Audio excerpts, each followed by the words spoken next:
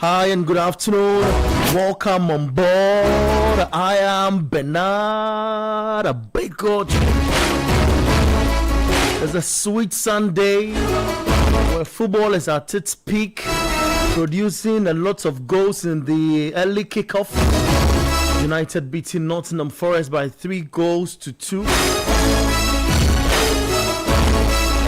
Surely a game that gave Casemiro an opportunity to interact with United faithfuls again. A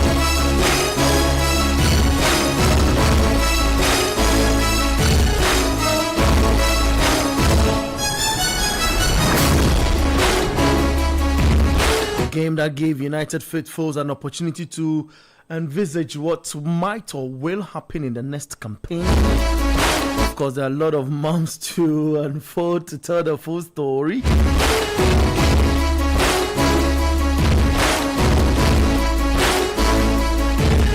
That's the match day 37 fixture for Manchester United.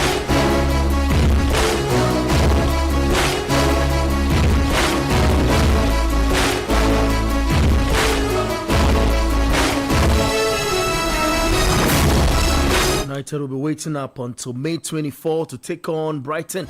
That was United's last home game. Carrick gave his words as well. Will he be staying on for United? There have been discussions into the next season. We'll wait and see what transpires. But it's 3 minutes into the other games, which is currently happening. We're here to tell you more. Chelsea's gotten a new coach. They've appointed the former Liverpool midfielder, former Real Madrid manager, the record-breaking Xabi Alonso. Oh, Charlie. Let's run you through what you are to expect today.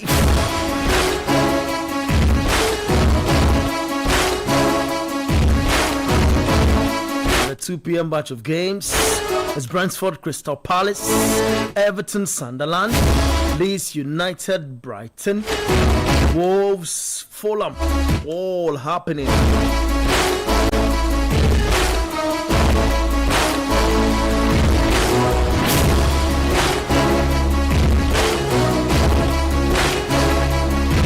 Exciting moments already in the Premier League, the greatest league on planet Earth.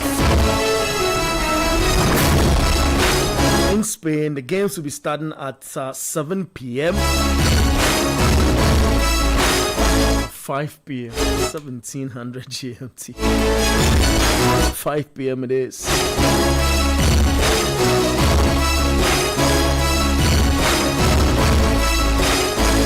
Two games also left in the Spanish La Liga. Later is Athletic Club versus Celta Vigo, Atletico Madrid versus Girona, Elche up against Getafe, Levante up against Mallorca, Sasuna versus Espanyol, Rayo Vallecano up against Villarreal, Real Oviedo versus Deportivo Alaves, Real Sociedad up against Valencia, Sevilla versus Real Madrid, Barcelona versus Real Betis. Real Betis doing something awesome.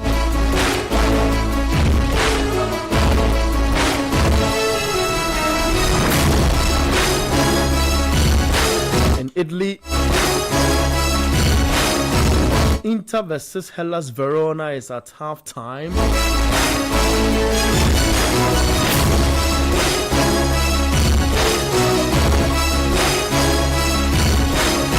Atalanta versus Bologna will be at 4 p.m. But I know that the game between Inter and Hellas Verona is still 0-0.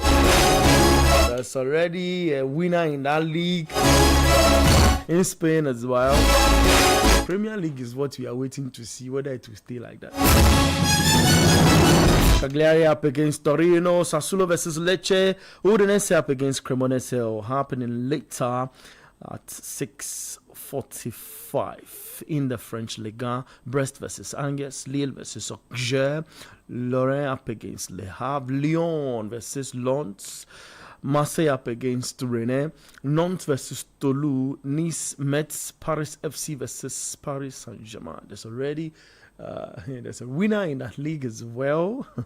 Strasbourg versus Monaco, also happening later at 7 p.m.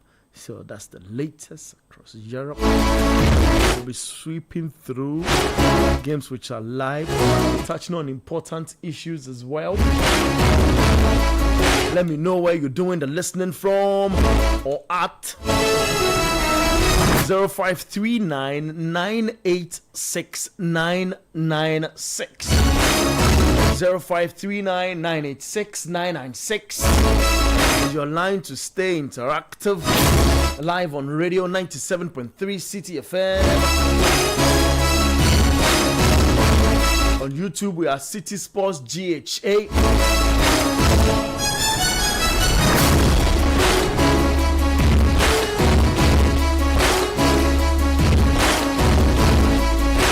0539 986 996. Get involved. On YouTube, leave your comments in the comments box. Let's enjoy today's edition. We're here up until 5 p.m. You guys are seated already. It's just a way to let them cool down a little. Yesterday, Chelsea failed to win the FA Cup, but they say that they don't care. It's normal. Charlie. Team has gotten a new coach. As for Liverpool, the least said the better. Sticking with Arne Slot. I also gave an indication that he's staying on. There's been discussion. We thought he was going to confirm, okay, I'm the manager for next season, blah, blah, blah, but he didn't say that. Welcome. This is 97.3 City FM.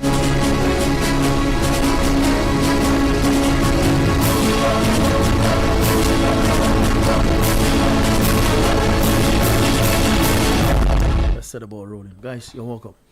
Thank you. Good afternoon to you. Yeah, good afternoon to that's Sedinam listeners. Edmond.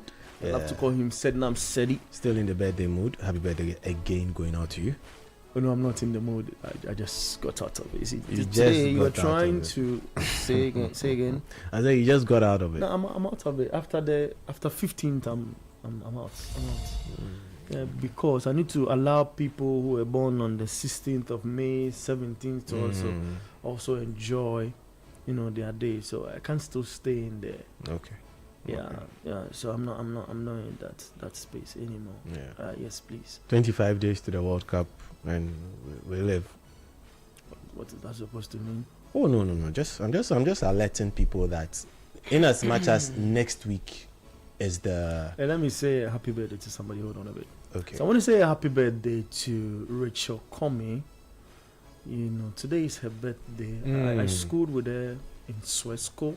Okay. And today is her birthday, so I need to do this one, a special one for her. So a happy birthday to Rachel Comey. God's blessings and any other better thing in life is what we ask for. Amen. So that's it. That's Amen. it. You can continue what you want to say. So like I'm saying, because you mentioned birthdays, I forget. So okay. Yes, please. So you say right now you're out of the birthday mood. Yeah. Why do you want to even stay there? Come now, how are you? God is the greatest. Oh, Charlie. What's the excitement? What was it for? What was the excitement for? Before I say anything, happy birthday to my darling sister, Sherita Ijakwa. She's celebrating a birthday today. Yeah. Happy birthday. Happy birthday, yes. God richly bless her so much. Amen. And increase her in all aspects of her life. Yes. I remember her name from last week. Yeah, when the Mother's Day wishes were going out, she was one of the people who categorically had a label, quote and unquote. But there was one name that we are still searching on Google. It's fine. No problem. It's fine. Can we move away from yes. now? I know, but I'm just asking. And now I have the best manager in the world. Hey, You want us to get into that? oh, that is why I'm happy. when I saw the announcement, I was like, for the first time, the Chelsea board has done something that I've not seen before. Ever since Abramovich left. That is where the error is. This is the best thing they've done. That is where the error is. Guys, you see, can we find where we can start from? Okay. There are games which are live. Okay. So let's run through that. Let's we are live on TV as on Channel 1 TV, so you can do the watching if you are home as well and listening to us on radio or seeing a link on YouTube. You can also follow us, on any platform you want, on TV, on radio, on YouTube as well. Let's start with that Everton game. Let's dig into the Everton stuff. Okay. Or you want to talk about the United game? Has done deal, so let's stay with. Already is Palace 1, Brentford 0. 12 minutes into that game, and for Crystal Palace, it's Sarr who's scoring. For Palace in that game. There was a VAR check. A former Liverpool keeper, Kelleher, tripped Sarr, and it's led into a goal. I think we can look into that also a bit here on radio. Brentford Palace. Is there anything between this two? I for a moment thought this season was actually going to be Palace's year, but especially when they won the FA Cup. Absolutely. Yeah, but I felt like you see, we always sat here and we're like, whenever Palace plays they go and play in Europe, and they come back to the Premier League to play, they really struggle a lot. So that is one key thing that has not really helped them this season. So that's why we don't see the best of Palace this season. But I'm very happy for Brentford because of how they started the season. They started the season very bad, but now they've been able to get some good points that if they are to maintain, at least get a draw in this game, if they are able to equalize, get a win stuff, I'm very sure they'll be playing Europe next season. It will be so nice that we'll see Brentford playing either in the Conference League or the Europa. Especially yesterday, whatever happened at the FA Cup. So now the 6th and 7th place will be, it depends, but now it looks likely Liverpool plays 5th. So since Liverpool plays 5th, the 6th and 7th team will be playing in Europa. Then the 8th team that will place, the person who plays 8th will be playing the Conference League. So there's chance that Brentford could place 7th. There's also chance they could place 8th. So it will be so nice to see Brentford playing the Conference League or the Europa. But it's not been a bad one for Brentford, but for Palace, because they've gotten a striker who is part of the top goal scorers of this league. I got Thiago. He's one player that has stand out for me this season. One of the players that has stand out for me this season, because when the season started and the likes of Mbumo and Johan Wissa left the club, I was like, who is Brentford going to get as a forward to really be the bank, because of how Wissa and Mbumo were doing so well for the club, and Thiago came in and he has been so superb for Brentford. He's been doing so well. When he started the season, he struggled a bit, struggling in terms of Thiago gets about 10 chances. He scores like 1 or 2, but he improved gradually, and that's very brilliant for him. I mean, 22 goals out of 36 games, and that's very good. Yes, that's very, very exceptional. I'm very happy he will also be called in the Brazilian Brazil's what's the name, World Cup squad. Because he has done so well this season that we really need to applaud him.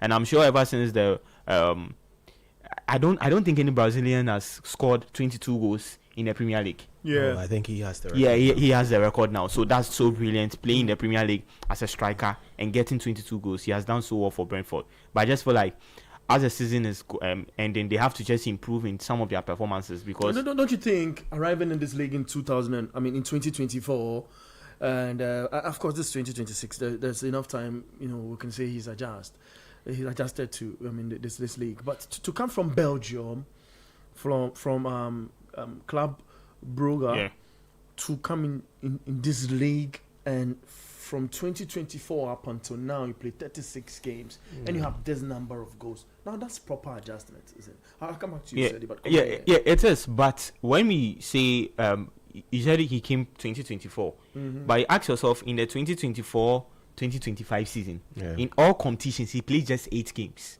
Okay. And he played 174 minutes.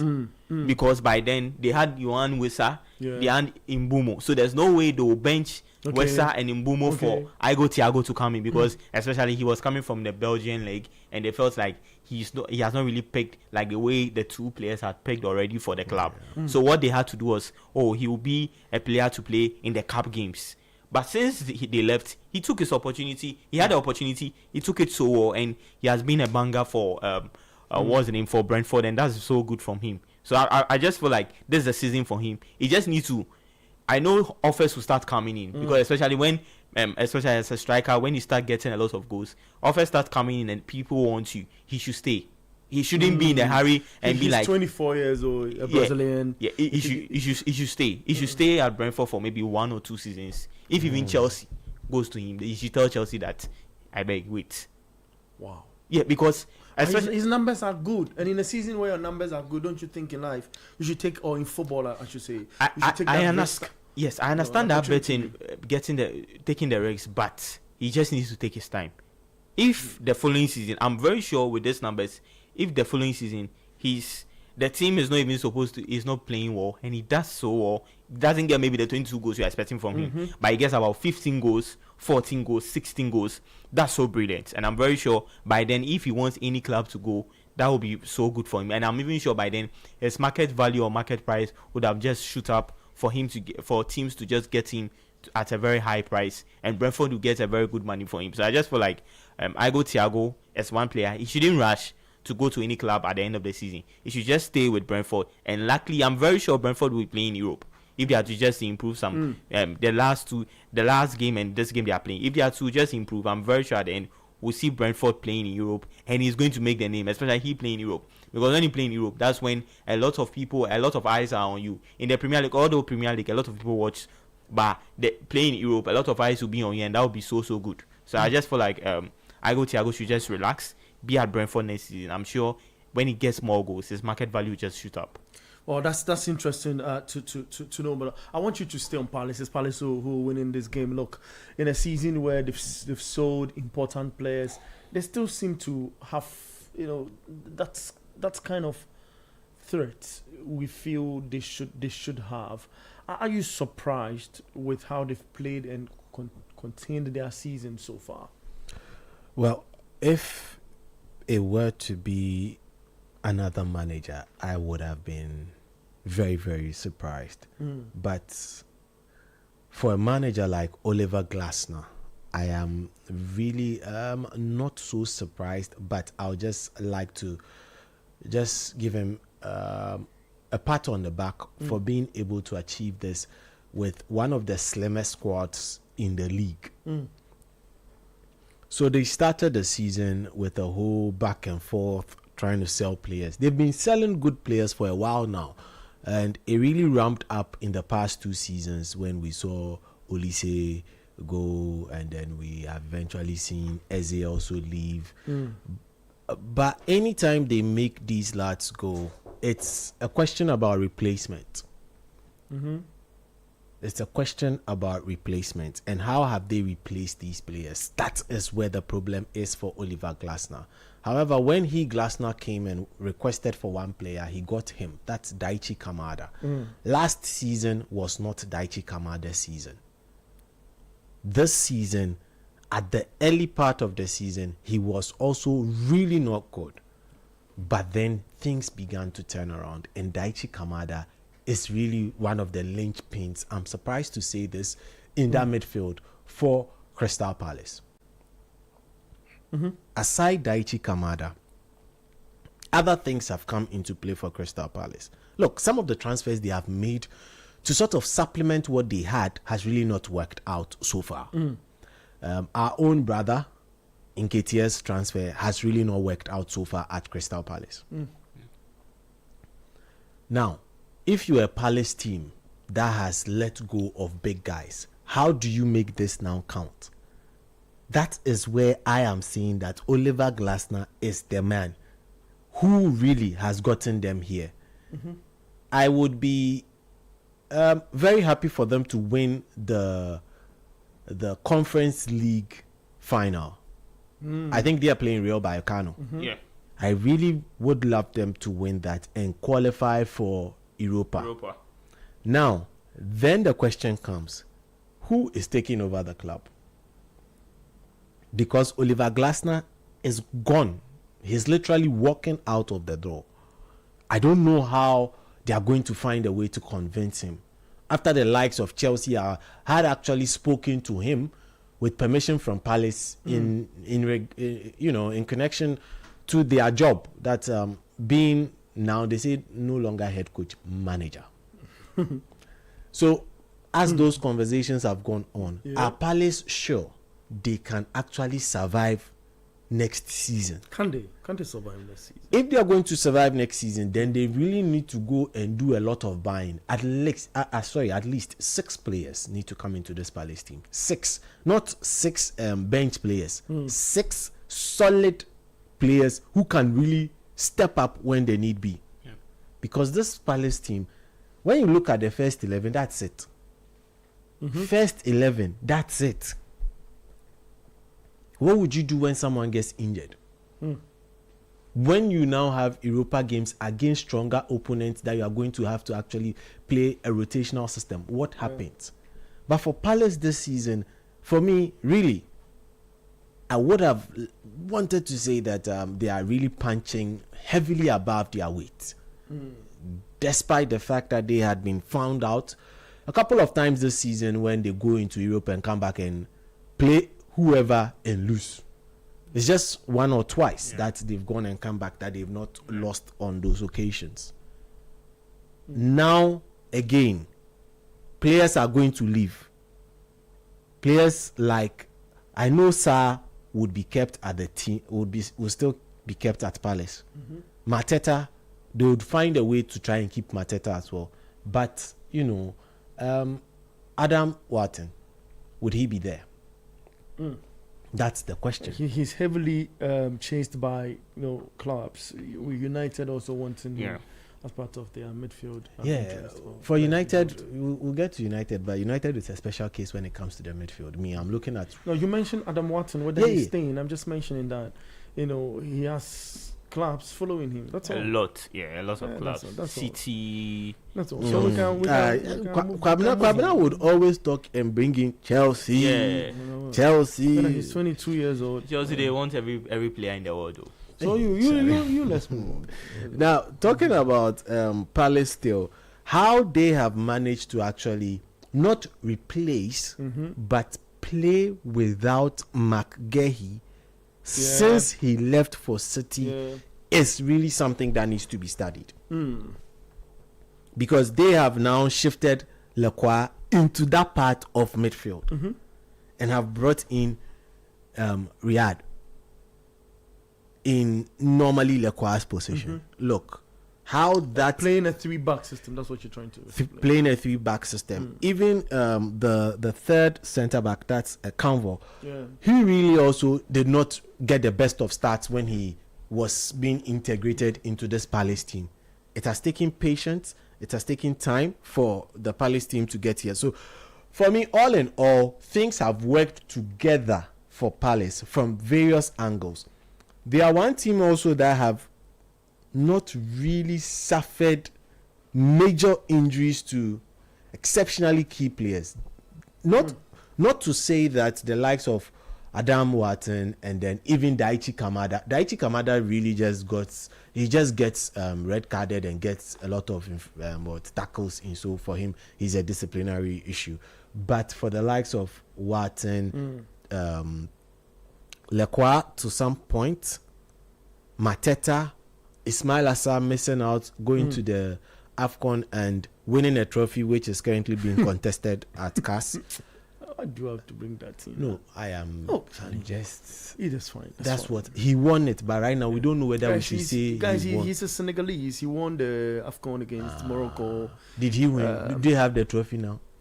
Yeah, they still have it. They still have the trophy. It's only that the matter is at CAS, and CAS would have to come out with They should go to Senegal and go and take the trophy. Charlie, let's go. Let's go. Let's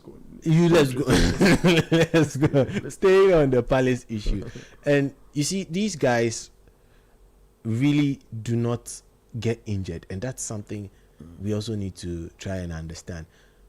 For me, it's just been a case there's where a goal for Wolves. Wolves are leading Fulham by a goal to 0, so you stay in there for me. It's just how are you doing, Charlie? no, because it's now an advertisement for Matthias Mane got a goal for he's not leaving.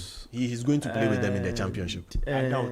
No, he's 18 years old. Yes, he's one of the players they want to build the team around. So he would go down there, play with them, and come back. Are you sure? He's played 25 games. No, I'm not two sure. Maybe goals. if a team is to come in, let's take it the teams coming from the You championship. watch and you watch the goal, how he scores. There's a cross. He comes into the 18-yard box. The boss is left for him. He seemed to be self-aware where he is. And at 18, 25 games, 2 goals, you need to stay with this club and improve. Oh, he's going to stay. So Seriously. if a team like Coventry is to come in for him, maybe loan. That is where the problem is. They also need him to play with them down there and go through the meal. Okay. Because they are quoting. at 18, why are you rushing through? You get out from a Premier League club, and you want to quickly go back. You don't get transferred. It might just impede your growth as a player. Yeah, as a player.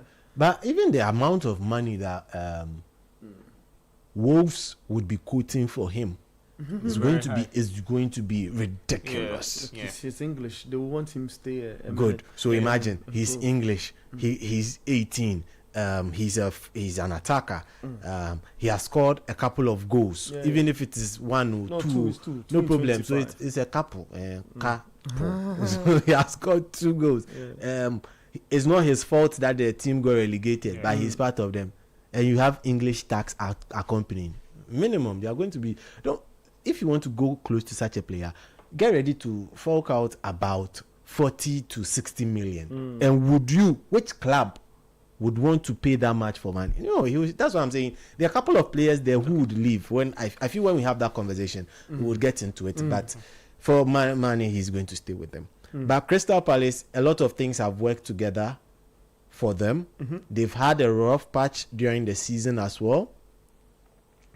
But all in all, injuries really have not really hit them that bad. You see, someone would say, okay, so what of Nketiah? Nketiah was being integrated into the team when the injuries for him were occurring. So there was no full integration for him, and he being given a full-fledged out role that in his absence, that vacuum would be felt. Trust me, if Hennessy had, that's their goalkeeper, right? If he had gotten an injury, it would have really hit them way harder than this, because we saw a couple of games that he was not there. We saw a couple of games that he was not in post, and Benitez came in post, and we all saw the outcome.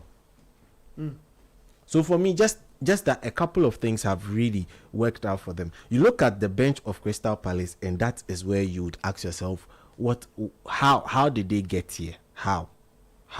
You look at the bench, and you've got Nathaniel Klein, who has played 250 games for Crystal Palace. Yeah, Kwabena is laughing because he doesn't believe it.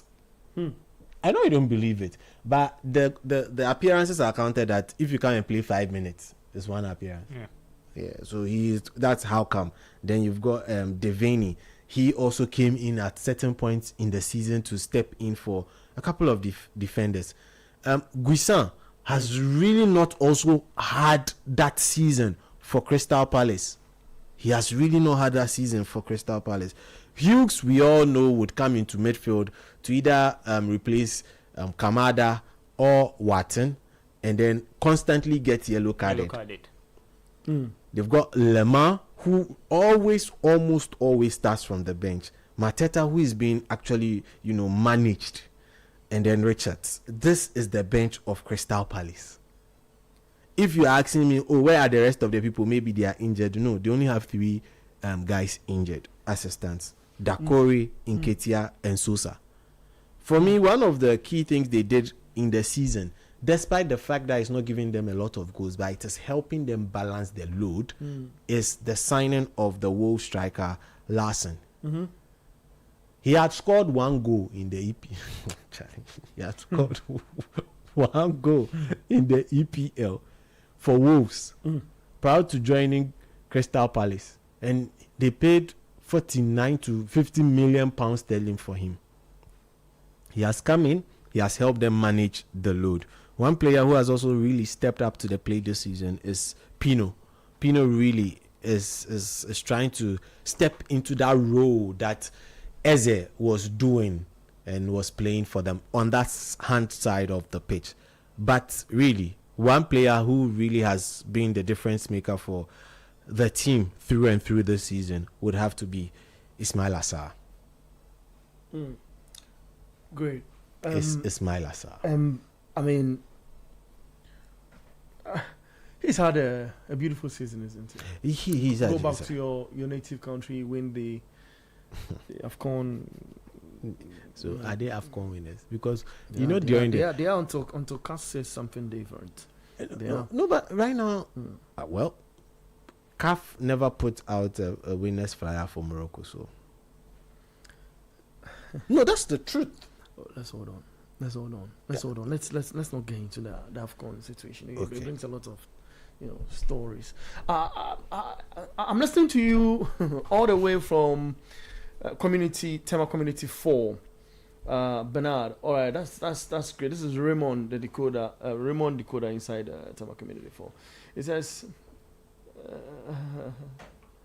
okay, I think he's bringing a discussion from yesterday, right? It says, Yao doesn't have a case, and I don't agree with him about the Carrick bits on Panorama. Okay, there was a Crystal Palace manager who took the job in November, but eventually won manager of the season. He didn't even finish in the top 6. I think he's gone back to watch the replay of a panorama stuff, Sports Panorama, and brought this topic back to the. Has got a lot to say on his Good afternoon, Bernard. I am Samuel Kudota of Hano Limited. Please, I can't wait to hear your analysis on Semenyo's Cheeky E spectacular goal yesterday, which won us our 8th FA Cup title, the ultimate Premier League title, which is his own, and it is most definitely coming home, inshallah. There's no blue bigger than the skies. Citizen forever. Oh, interesting stuff in there. 0539986996, and Palace hits the bar, isn't it? Yeah. And that's Sa. Is it Sa or Sa giving Larson? So Larson, you mentioned Larson. We'll get to touch on that briefly, but let me finish this message. This is Kobe Baden listening live from Dansoman, Sahara.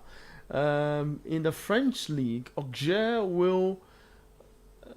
We want to say Auxerre is likely to be relegated. And please, what's the difference between head-to-head and score difference? Is that what you want to say? Or you want to say goal difference? Okay, let's say goal difference and head-to-head. All right, so that's your last message. So goal difference is basically, in common explanation, is your number of goals for and against. With let's say you are leading. So let's use the Arsenal Manchester City situation. So the goals Arsenal has conceded and the goals Arsenal has scored, the difference.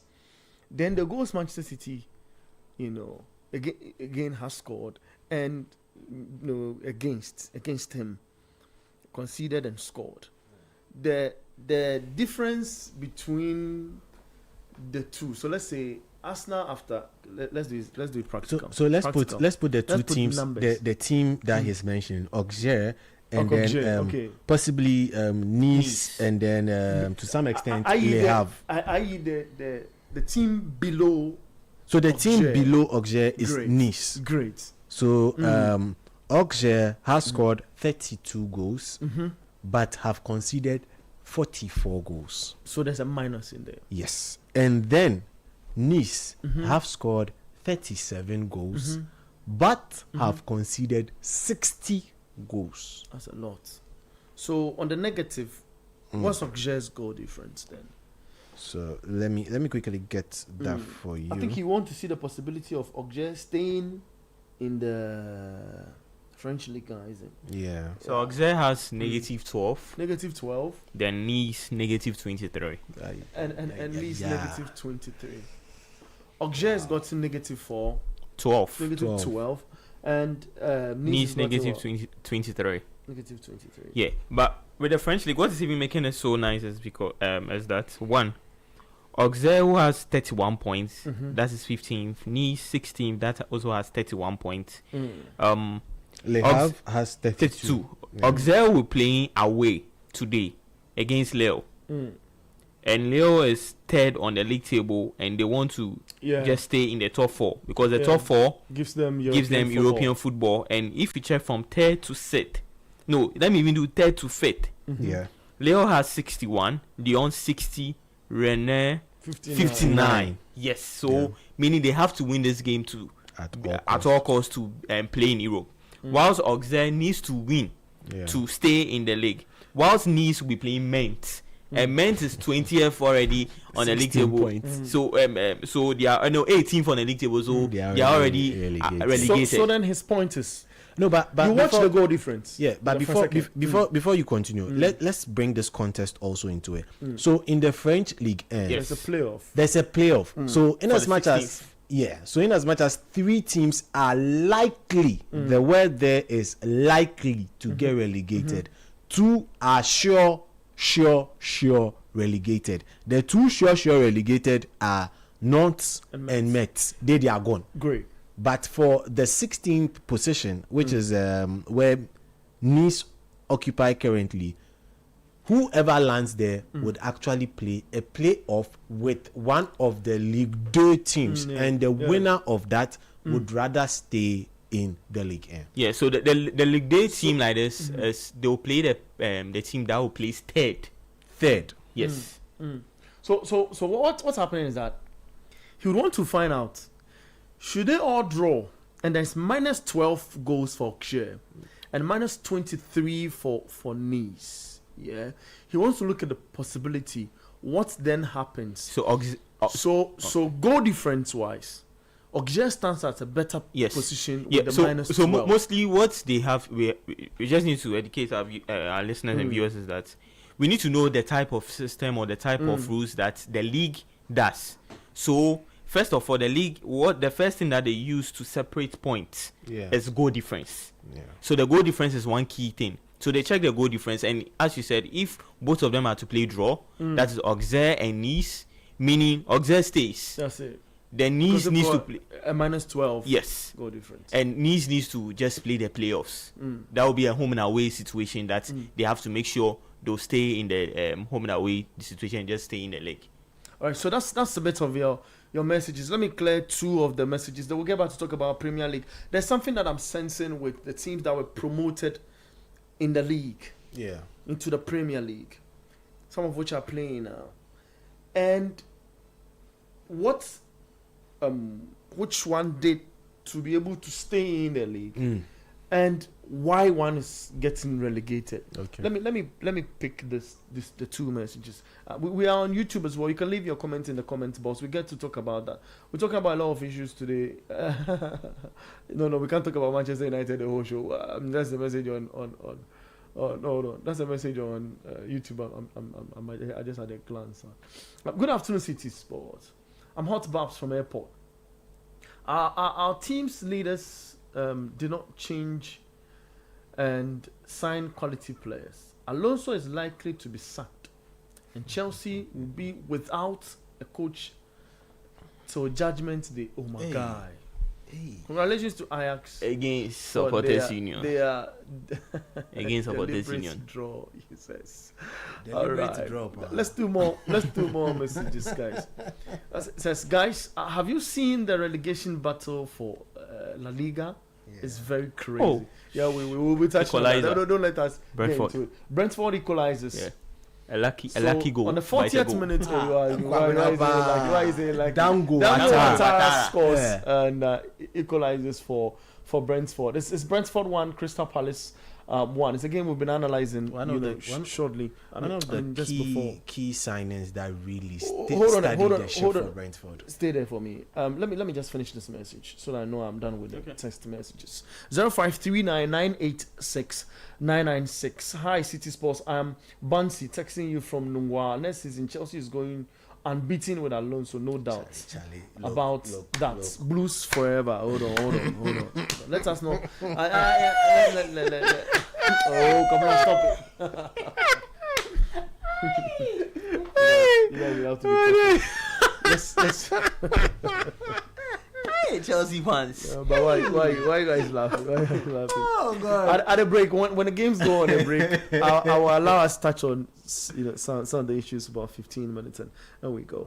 So let me, by way of updates, let us have a view of what's happening. Of course, in the other games. So it's Brentford 1, Crystal Palace 1, Everton 0, Sunderland 0, Leeds 0, Brighton 0, Wolves 1, Fulham 0. Later at 4:30, it will be Newcastle up against West Ham United. So Newcastle United, West Ham United will be playing. We'll see what happens in that game as well. In the Italian Serie A, is Inter Milan, who've had a first goal against Hellas Verona. It's Inter 1 was an own goal from Edmundson. Inter, beating Hellas Verona by a goal to 0. 76 minutes in that game. We'll get to talk Italy later. Well, that's for games which are currently ongoing. So let's stay still in the Premier League. And there's an issue that I've been paying attention to for a minute. That's with the clubs that got promoted in the 2025-2026 season. And we've got a game to go. I look at Burnley got promoted into the league. Everton scored. Okay. All right, that's it. That's a beautiful goal. Was that a header or a cross that led into the goal? It's Everton 1, Sunderland 0. So we'll see the goal shortly. Then we can react to that. So let me just go ahead. Then when the goal pops up, the race for Europe, very interesting now. No, hold on a second. So Everton just scored, and trying to fetch the goal scorer. So it was a. All right, that's it. So the ball gets out of the 18-yard box. I'm trying to find a player. He checks himself, goes out a little. He hits the ball and he takes a deflection, gives the ball a bit of height, and he beats the goalkeeper because he saw the ball was coming. Okay. Yeah. Xhaka. It's an own goal. It's an own goal. But it's an own goal, isn't it? Yeah. And it came off the foot of Xhaka, you say? Yeah. But I don't think it will be given as an own goal. It was shot on target. Yeah, because it was heading in that direction. It's been given to Merlin. It's being given to Merlin? Yeah, is it Merlin or Merlin? Merlin, that's it. Yeah, Merlin. Yeah. Merlin Raw. Yeah. So it's been given to Merlin Raw, right? Yeah, because reason why it's given to him is because the deflection did not really change the entire trajectory of the ball. Yeah, so the ball was heading in that direction, and then so this we might say a ricochet of the feet of Xhaka. Let's get into what Kobna is talking about. The decision, or not the decision in particular, but how events are panning out on the top half of the table. So, Kobna, talk us through it. You read something interesting that's happening. Yeah. But then again, it comes to goal difference, isn't it? Yeah. Yeah, and goal difference plays a huge part in the English Premier League. In football. So, what were you then describing? Okay, so for should the results stay same? Yes. So for the EPL right now, so Bournemouth who will play on Tuesday against City are already set. So whoever wins today, no one is going to pass them. So they have 55 points. Now Brighton, they are still playing 0-0 against Leeds United. They have 54 points plus 10 goals. Brentford, who are playing 1-1 draw against Palace, they have 52 points plus 3 goals. Everton, who just scored, they have 52 points plus 1 goal. And Chelsea, who are yet to play and they'll play on Tuesday against Spurs, they have 49 points plus 6 goals. So now this season, since why are you ignoring Fulham? Should Fulham win? Fulham is on a. Fulham is on 48. Yes, so they too should they win? Okay, and should Sunderland win? I don't know why Kwabena just got to Chelsea and is trying to forget the two teams. No, but should results stay same? And Chelsea wins. but then what And if Chelsea wins. What if Chelsea's next game is not something they are used? Okay, let's focus on As the against Liverpool Manchester City. no, against Spurs. Let's focus on the ones playing today. Thank okay? you very much. Let's focus on the ones. So, So, so, come here, yeah, go so when you check very well now, Liverpool, Aston Villa played, and Liverpool are fifth. Aston Villa set. Liverpool fifth. Aston Villa fourth. Yeah. And Aston Villa will play in their last game against Manchester City. It will depend on what City Aston Villa will play during this week when they play the Europa finals against Freiburg. Freiburg, Yeah, if Aston Villa is to win and their last game they'll play City, if they are to lose that game and Liverpool is to win that game, Liverpool will just shoot up to fifth because of goals. Liverpool is fit already. Yeah, Or so fourth. so Liverpool shoot to fourth. So Liverpool has plus 10 goals. That'll be a good Aston Villa season, though. plus 6 goals. For Liverpool, that's a season you don't sack a manager. He gives you Champions League football. Charlie. But if it stays this way, now the 6th and 7th position will be playing Europa. The 8th position will be playing the Conference League. And now the teams that has the chance to play in Europe this season, Bournemouth that's set with 55 points plus 4 goals. Brighton 7th right now, 54 points plus 10 goals. Brentford 8th, 52 points plus 3 goals. Everton 9th, 52 points plus 1 goal. Chelsea 49 points plus 6 goals. So these teams are just competing for Europe and making sure they have to play in either the Europa or the Conference League. And I'm very sure, looking at how things are panning out right now, I'm sure Everton can just pull through. And for Brighton just needs a win against Leeds United, because now Leeds United know they are very safe. They have been safe for a while they are very safe. So Yeah. Brighton just needs to just push out, because if Brighton is to win right now at the end of the day, Brighton will just shoot up to 56 points. Yeah. And they'll even move to the 6th position. Yeah, that's just one position above where Yes. they currently are. And when they get to the 6th position, it's even very tough for Chelsea now. It's 1-1 between Fulham and Wolves. It's 1-1. Yeah. Okay. It's So 1-1 now it changes the perspective. Now Robinson has scored a penalty. Okay. Fulham now have 49 points. same as Chelsea. So So, now they should also- they win? That is why I'm saying the ifs and buts are a lot. So Chelsea could literally end up playing leading the second half of the table. When you cut off the first half, they'll be in the second half. Yeah, 11th. Don't do that. No, but look, That's fine, that's in the fine, past 5 games, if I tell you Chelsea has only accumulated a single point, just like Wolverhampton Wanderers, who are being relegated in the league, that's how poor they have been. So they should just continue dropping like It's normal. It's normal. Xabi Alonso is coming. Yes, please. Yes, Xabi Alonso is coming, so it's normal. Leave it. Charlie.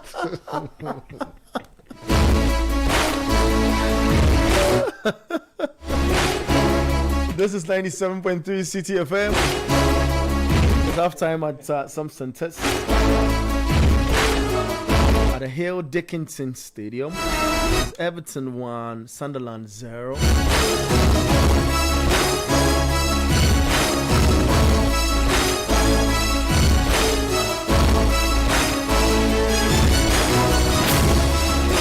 The GTEC Community Stadium. Brentford 1, Crystal Palace 1.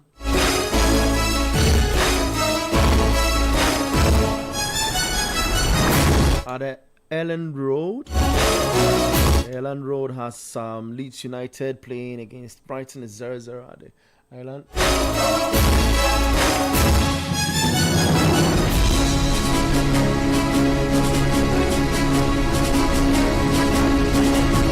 The Molyneux is Wolves 1, Fulham 1. It's at half time. A good time to discuss other important details.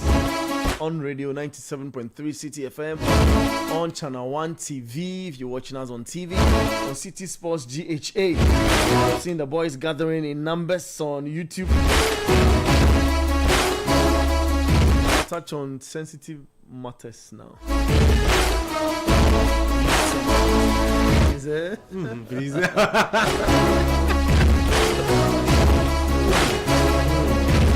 Now let's start from here. 0539986996. Manchester United plays Nottingham Forest today and sees out Casemiro. Now the club would have to do recruitment.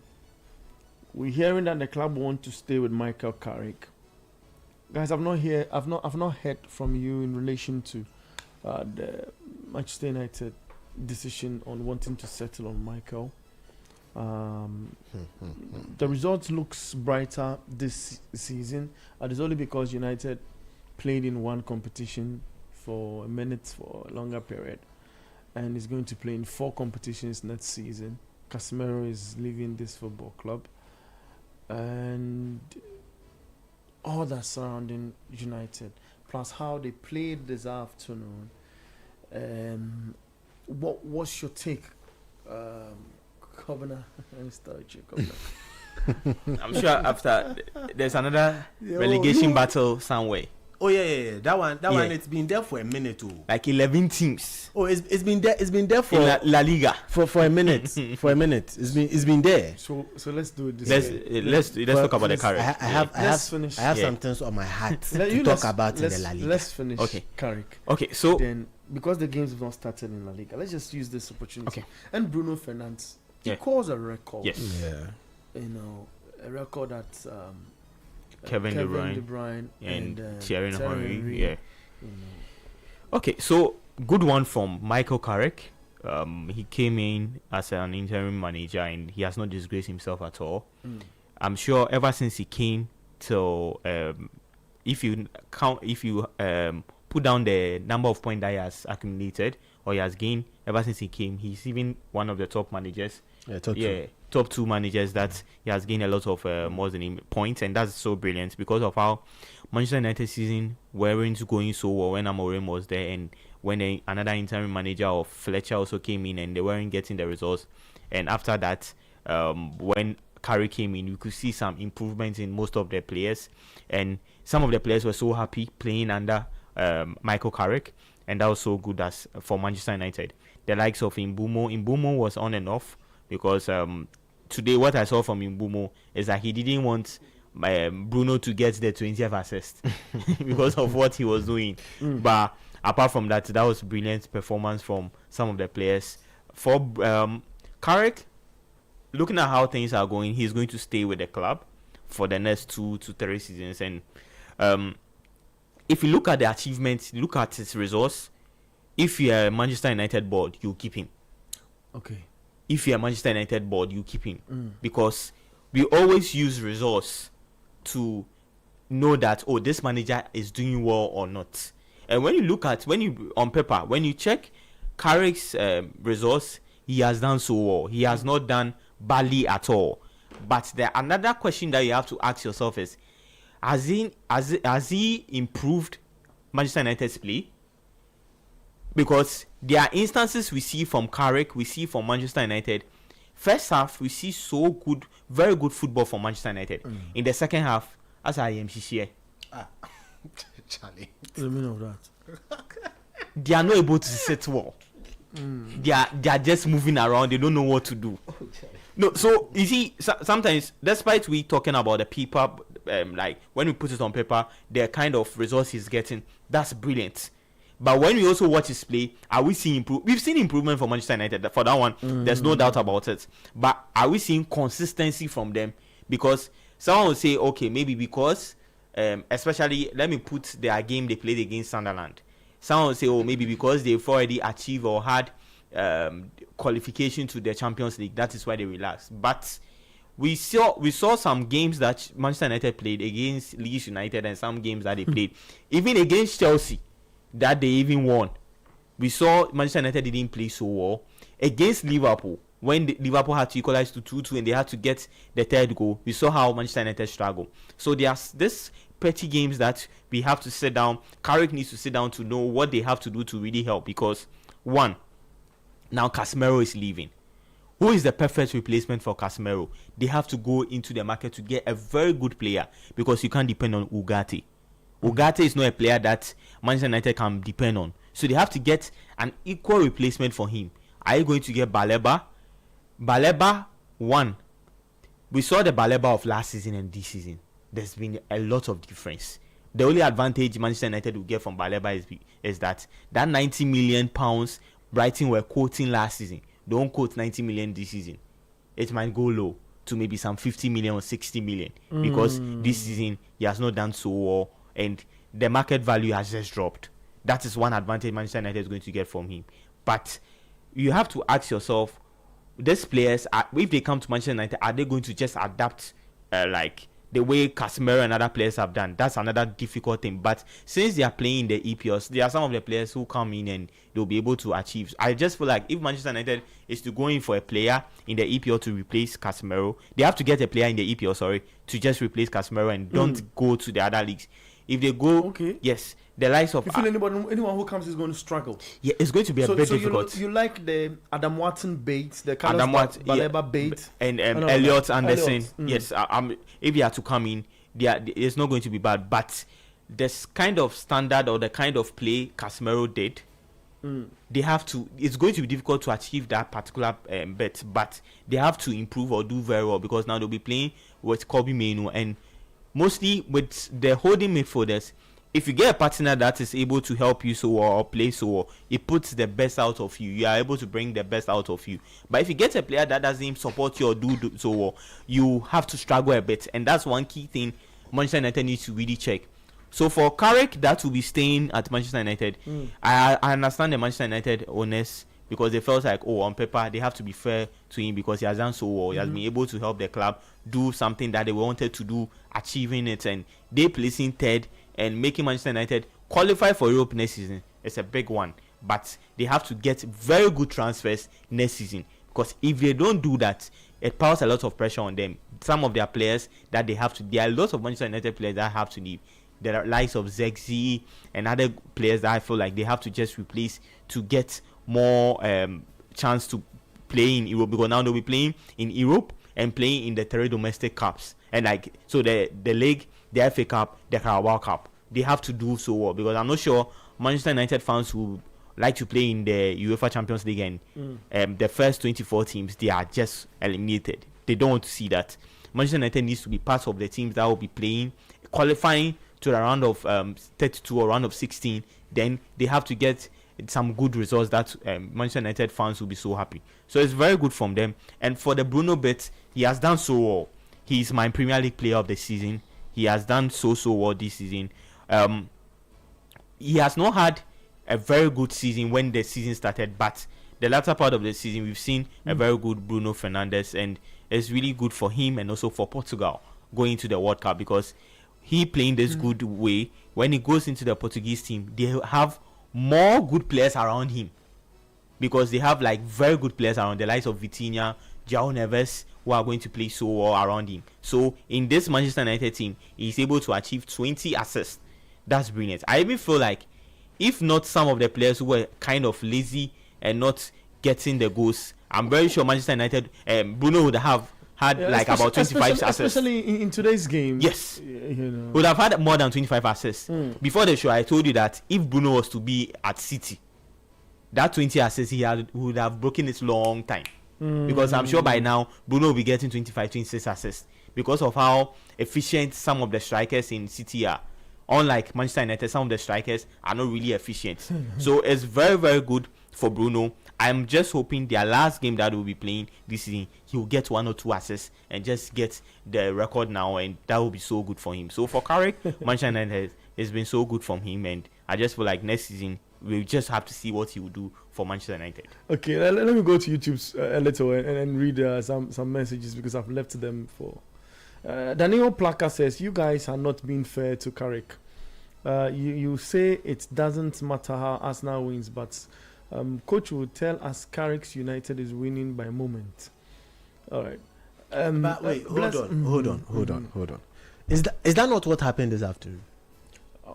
Hold on. No, like some of the I'll things. give you the opportunity no, to analyze this. Okay. Let's talk about Man United. The whole show. Thank you. No. Bless us. Sorry, we can't do that. Sweet Kwame is back. Says Heat. He says Juve are terrible.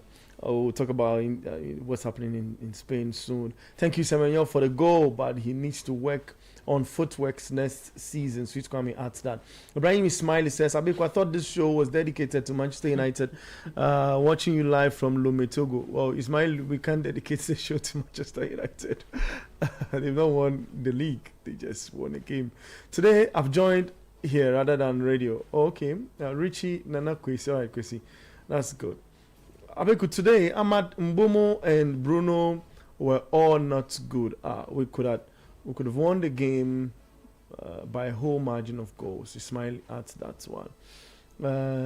Okay, Kwame is saying Juventus wasted his investment. That's fine. Abeku and the guys talk about La Liga relegation battle. 9 teams are involved in this. Yes, we talk about them. Running away like headless chickens. It's a two-flair bulldog.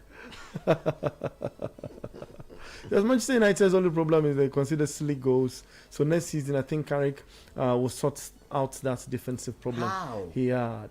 All right. How? I said, do you think Bruno will take every penalty, free kick, and corner? Because I said the City bet that if it's to be a City, he will get more than the 20 assists. All right, let's go for a quick break. When I come back, I'll allow you, Sedi, to have your bits. So this is the Republic of Football, live on radio 97.3 City FM. I am Bernard Abekoche. Komnamafu here, Sednam Edmond here with me in the studio, and you as well doing the listening and watching on TV. We'll be back.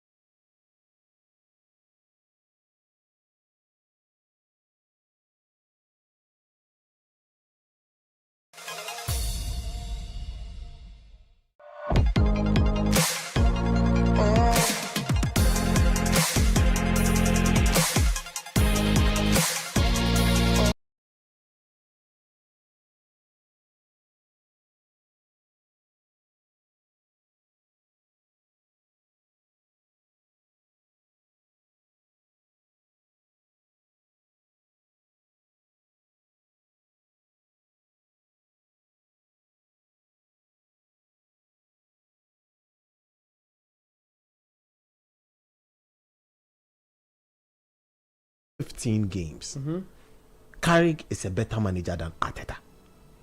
In the last 15 games in the EPL.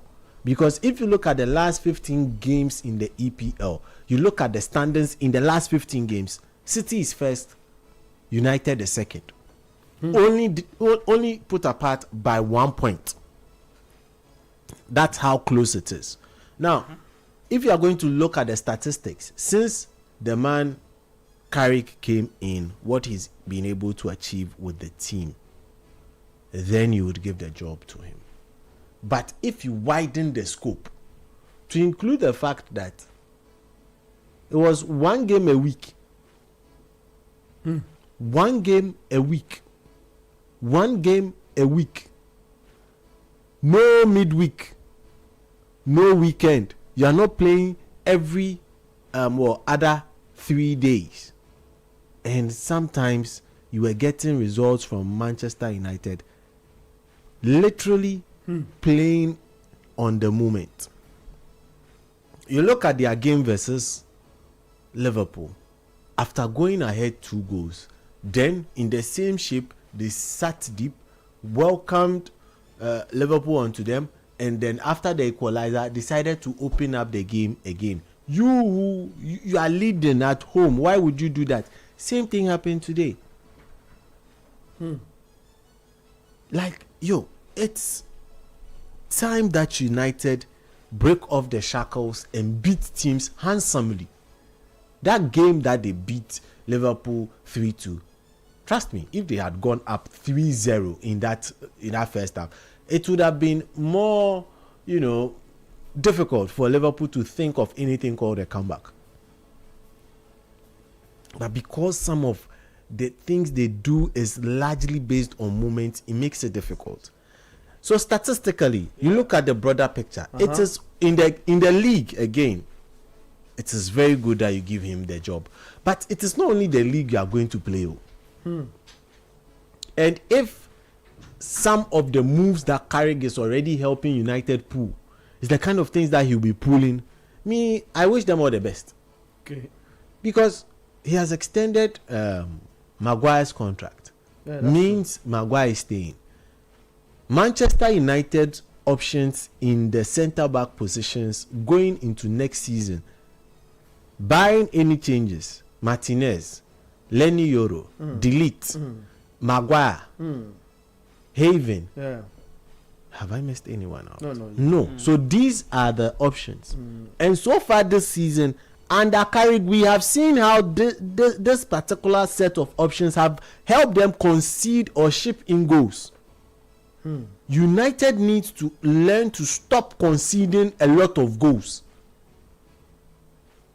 United, I don't think, can survive on the rock and roll football. That is where they are heading to.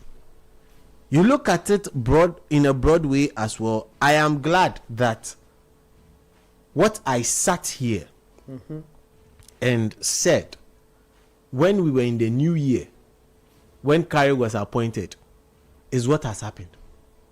What did you say? I sat here and said that Carrick is, quote and unquote, a one-trick pony. What does that mean? When he only sets out his team in one way and he does not change it in game. You not see in game a Carrick switch a formation totally. No. And so you feel I stand to be corrected. You feel he'll be figured out. No, he has been figured out. They are just waiting for next season. Oh, I see. No, trust me. Look, he sets out in a 4-2-3-1. That's what he sets out in. And correct me if I'm wrong. There's no situation where you end up seeing him play a 4-4-2. No, that's just formation on paper, isn't it? No, even in game, Yeah. there is United in out. game. It moves to the systems and variations.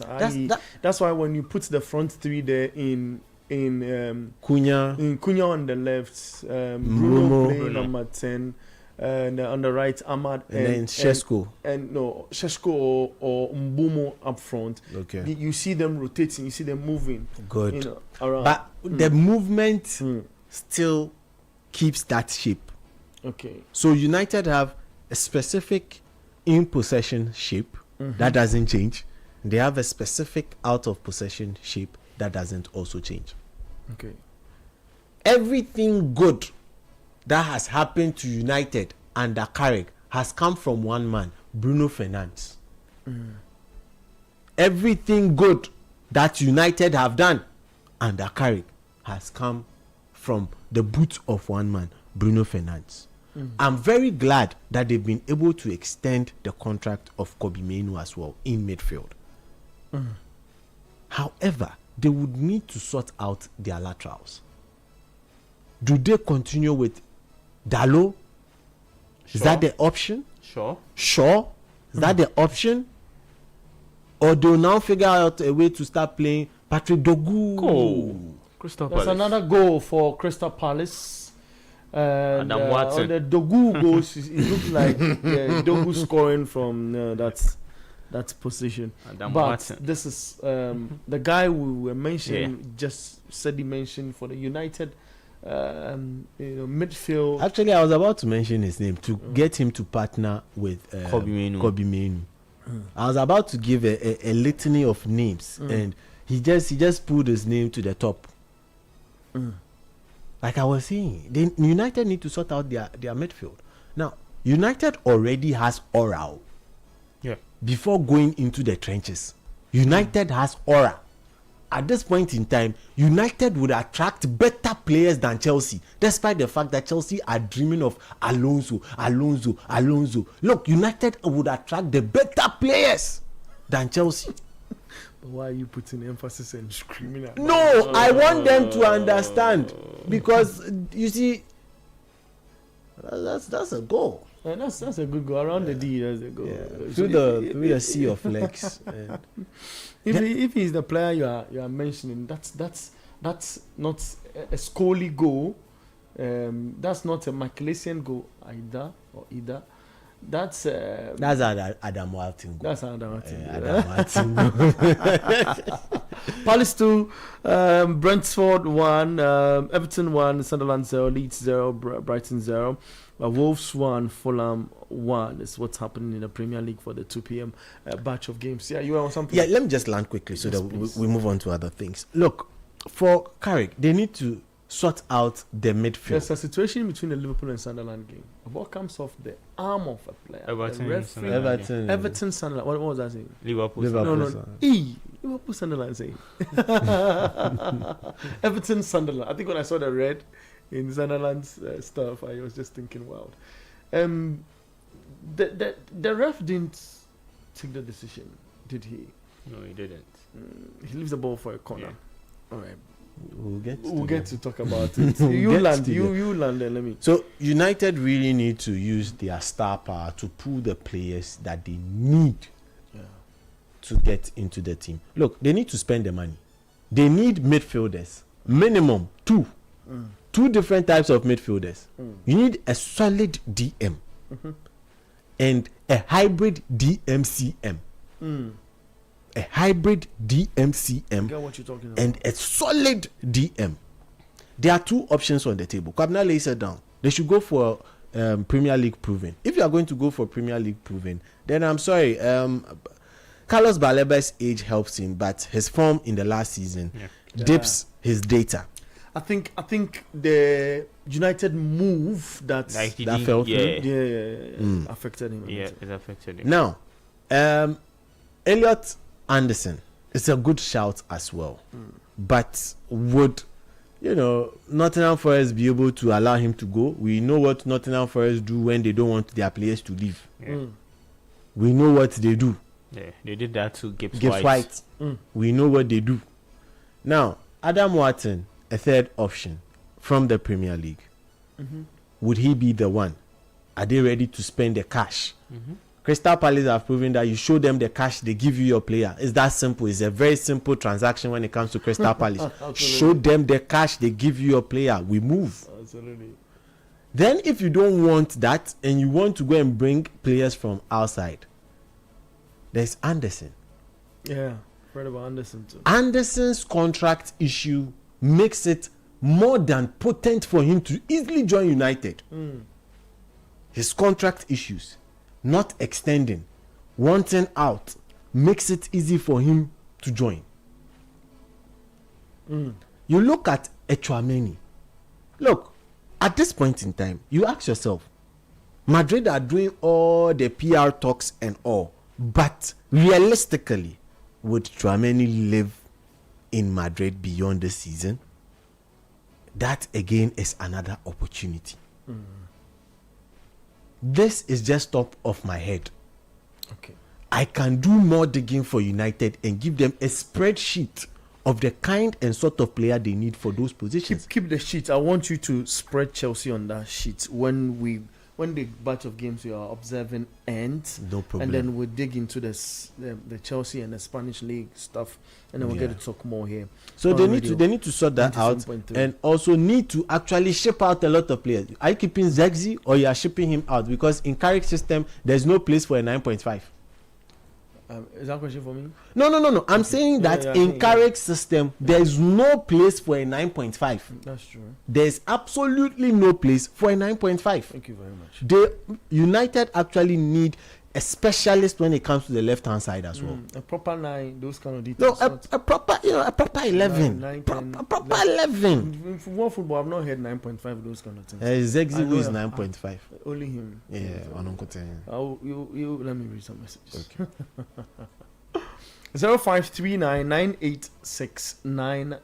0539969996.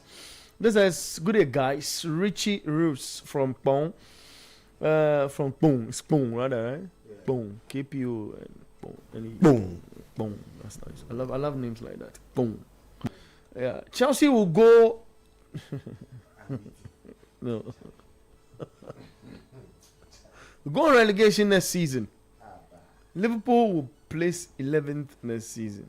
This is according to Richie Nanakwesi, which is in a different world, I promise you. I'm a J Stomata from Ashaman Aviation. I really want Manchester City to win the league. Let's see what happens.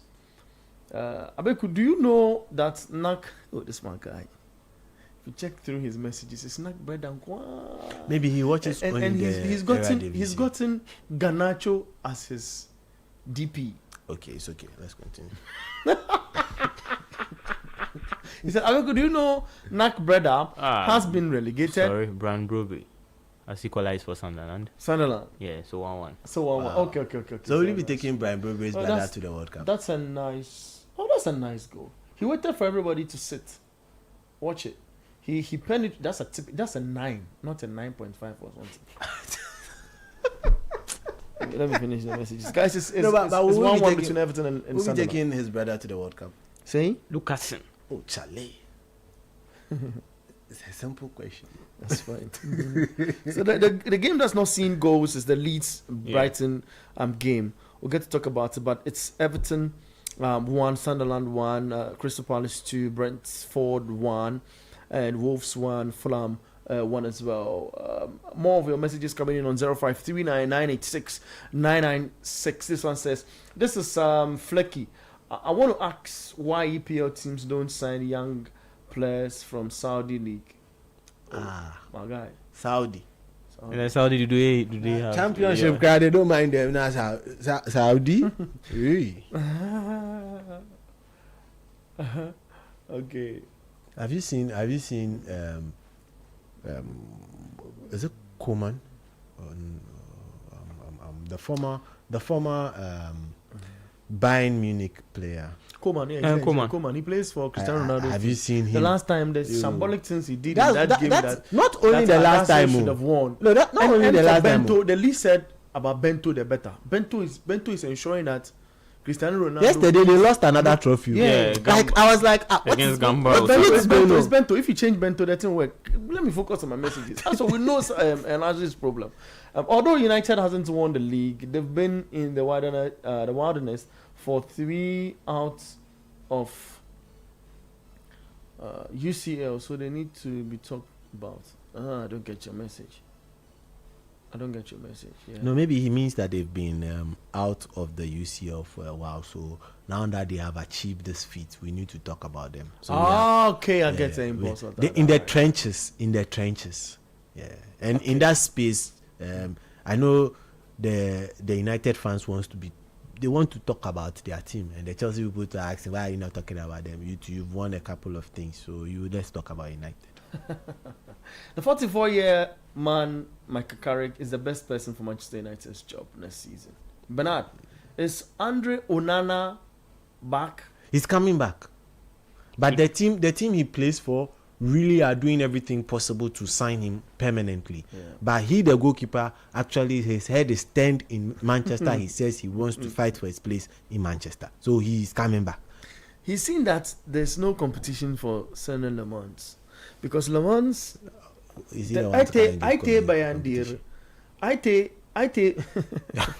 Bayandir himself is also another weight in the gap. I mean, another waste.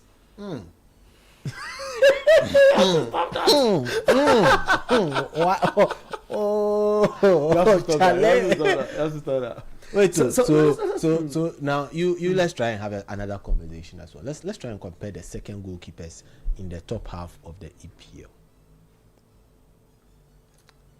Trafford. Hold on. When these games are over, remind, put that. Okay. Because we need to look at it. Yeah, I want us to get into the guys, the relegation guys who have performed well to keep their Premier League. The newcomers. The newcomers from this season. Last season. From last season. Yeah. So from last season to this season. That's it. And what they've done right, and why Burnley decided not to do certain things right to keep them afloat. Let's talk about Sunderland then in the picture. They are playing 1-1 with Everton now at the Hill Dickinson, which became a fortress at its opening, preventing clubs from getting important wins in that space. And they are playing fantastically there as well. This I feel should be the second goal, but the deflection. I love the game. The intensity is sharper, and it looked like one is preventing the other from something important. Sunderland, they are 12 in this league with 49 points. They came to the league last season and are able to leave.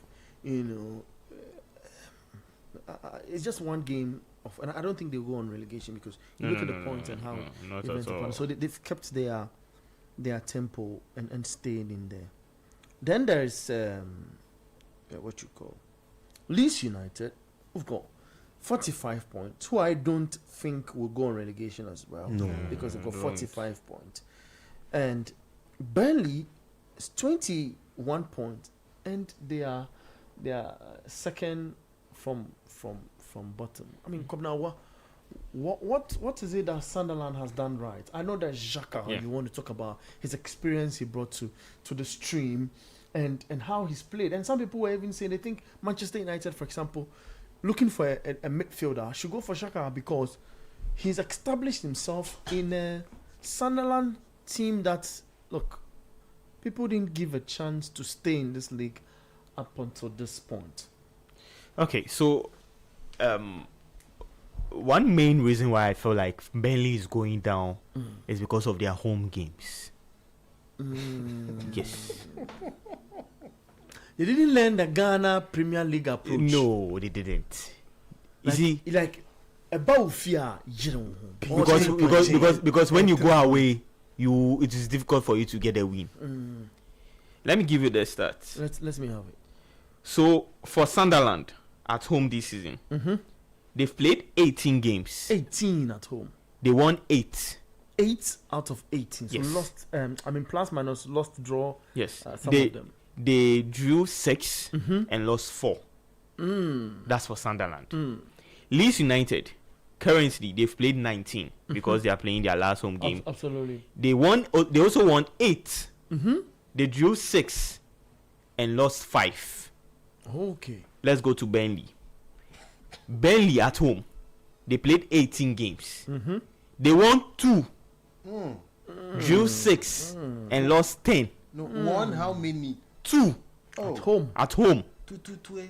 Drew 6. Oh, you have to stop that. They won 2. 2. Yeah. 2. You have to stop that. Drew 6 and lost 10. When you check their away records for all the 3 teams that came in, for Sunderland, they won 4. They played 19 games away. Won 4, drew 7, lost 8. It's understandable. For It's Leeds, understandable. yeah. For Leeds United, they played 18. They won 2 away, drew 9, and lost 7. Burnley, they played 18 away games. They won 2. Hey. The same thing that they won. 2-2 on the bar. 2-2.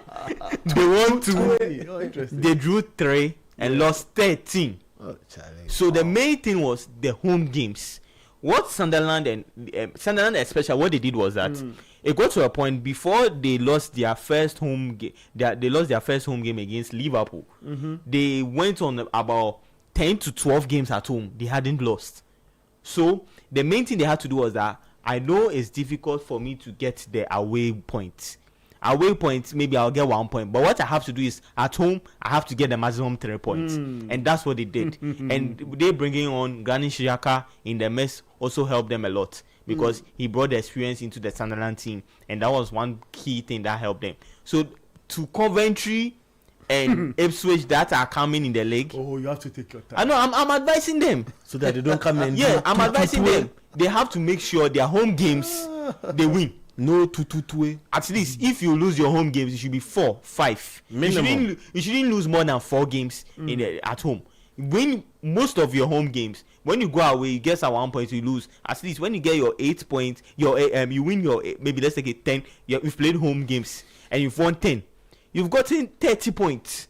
You go to away, you get some important points. You stay in the league. You get 45, 48, 50 points. You are staying in the league. So that's the most important thing they have to do. For Burnley, they just didn't take their home game serious, and they felt like, okay, we were relegated, we went to championship, we came back. So they felt like, oh, okay, we can just do our best because of some of the players we have, but it wasn't just enough for them. Because if you check Leeds United, when they saw that they were coming back, they signed this player from Newcastle, Sean Longstaff. Yeah, Longstaff. Yes, because they knew that I enjoy him. I enjoy watching they knew him. that he's a player that has played in the EPL for long, so they have to sign experienced players. That is when the likes of Calvin Lewin, Dominic Calvin Lewin also came in for Leeds United to help them. But for Burnley, it's difficult when you go through their list. It's difficult to see an experienced EPL player in their mess. Unlike when you go to Sunderland and Leeds United, how they were able to sign the experienced players. So for Burnley, it's how they just took some games and that didn't help them. This is 97.3 City FM. We've got a link up on, a watch along on X where you can watch us and leave your comments as well on 97.3 City FM on X. We are live on radio 97.3 City FM. We are live on TV on Channel 1 TV. We are live on YouTube at City Sports GHA. Join the feed. Send your thoughts on 0539 986 996. 0539 986 996. Hello and welcome if you just joined us. This is the Republic of Football. It's the latest update from Europe. We tackle important matters in between the games. So let me run you through the results in the Premier League. Well, some of the games have not started yet.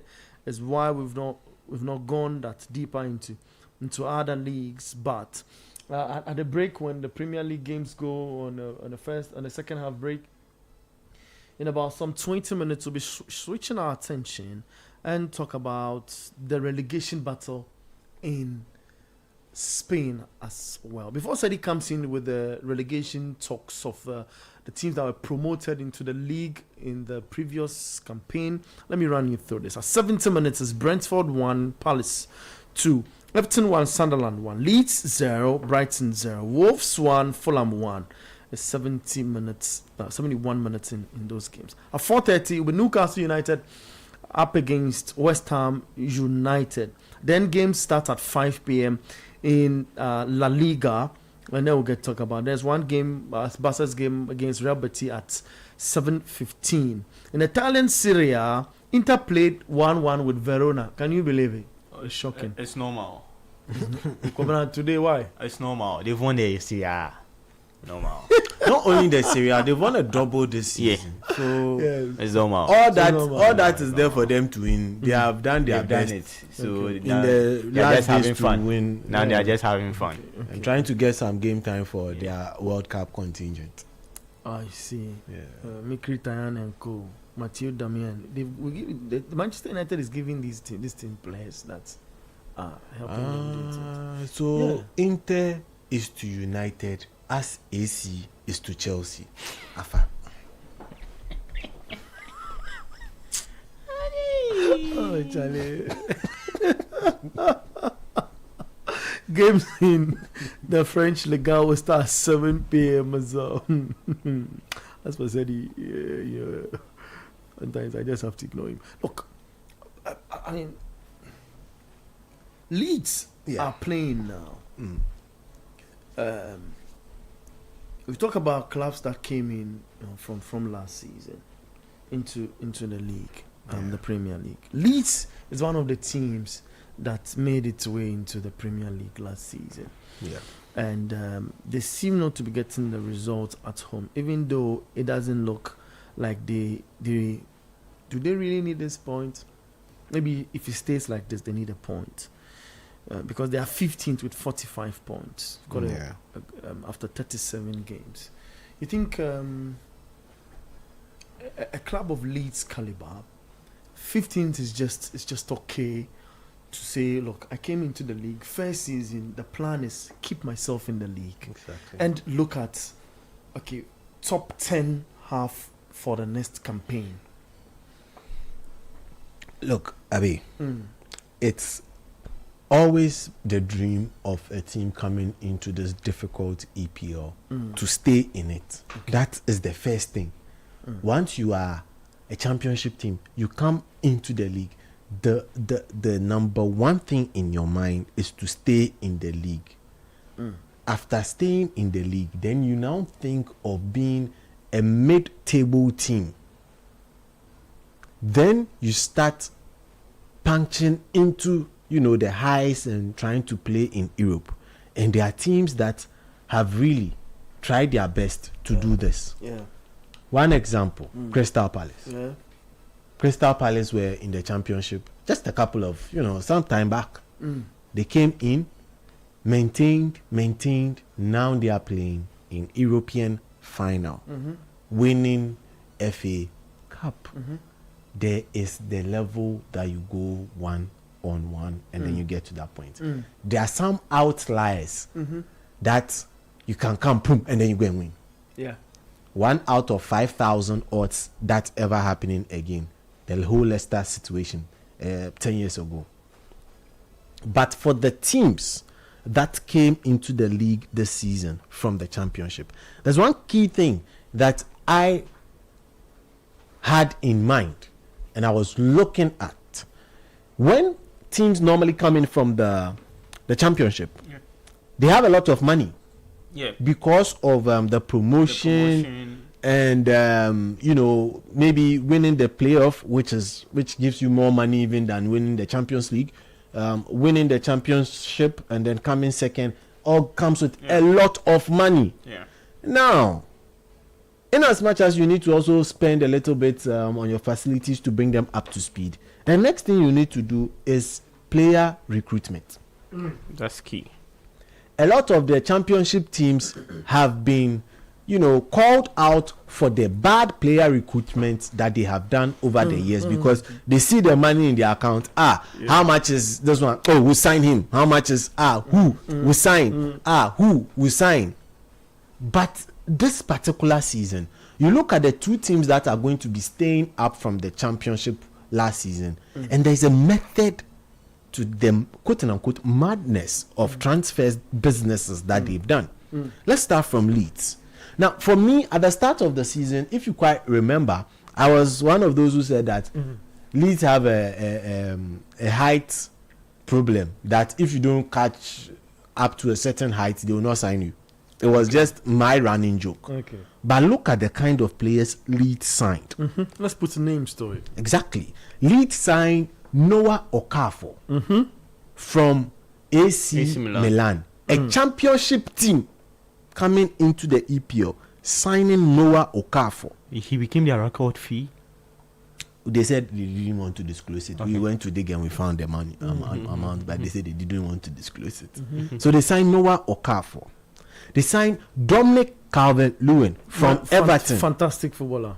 Wonderful. They signed Anton Stach from Hoffenheim. They signed Shane Longstaff from Newcastle. They signed Gudmundsson from Lille.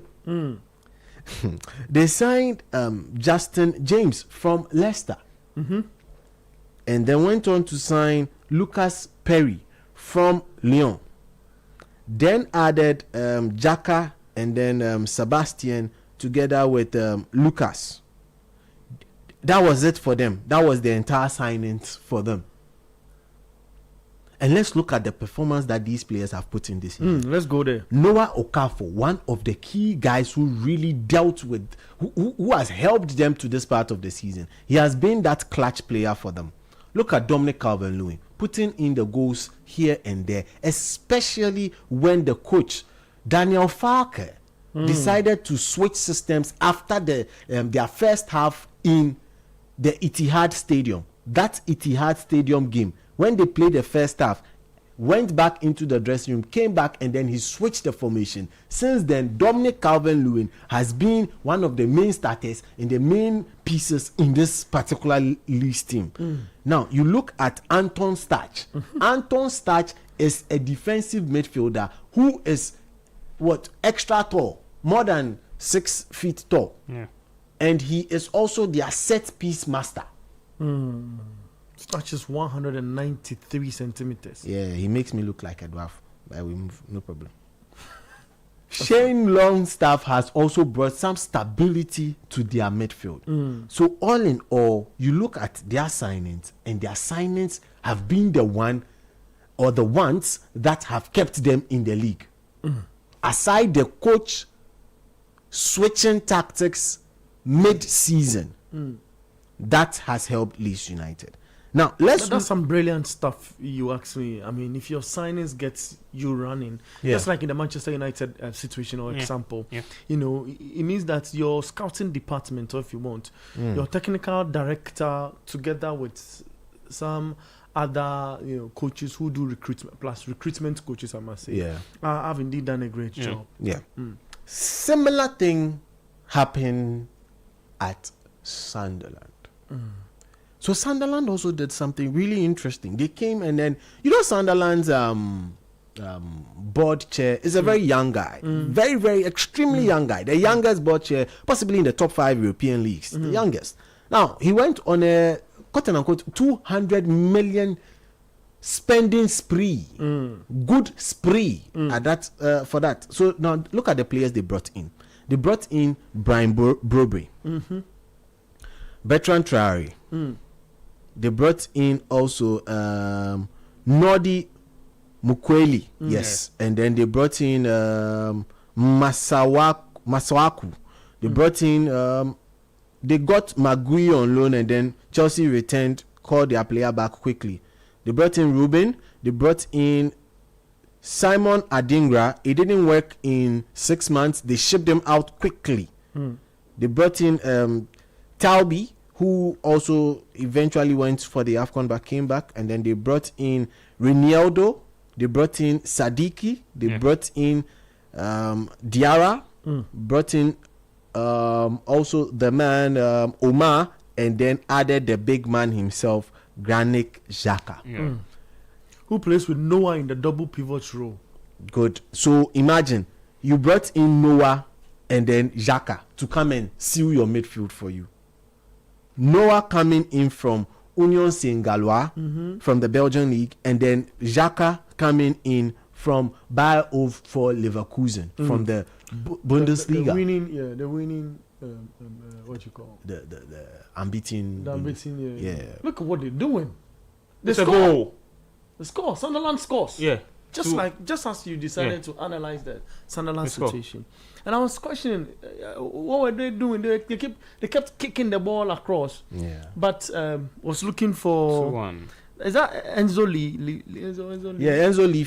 I think he also came in. Look, he goes for a mask, like the Spider-Man, and look at his celebration.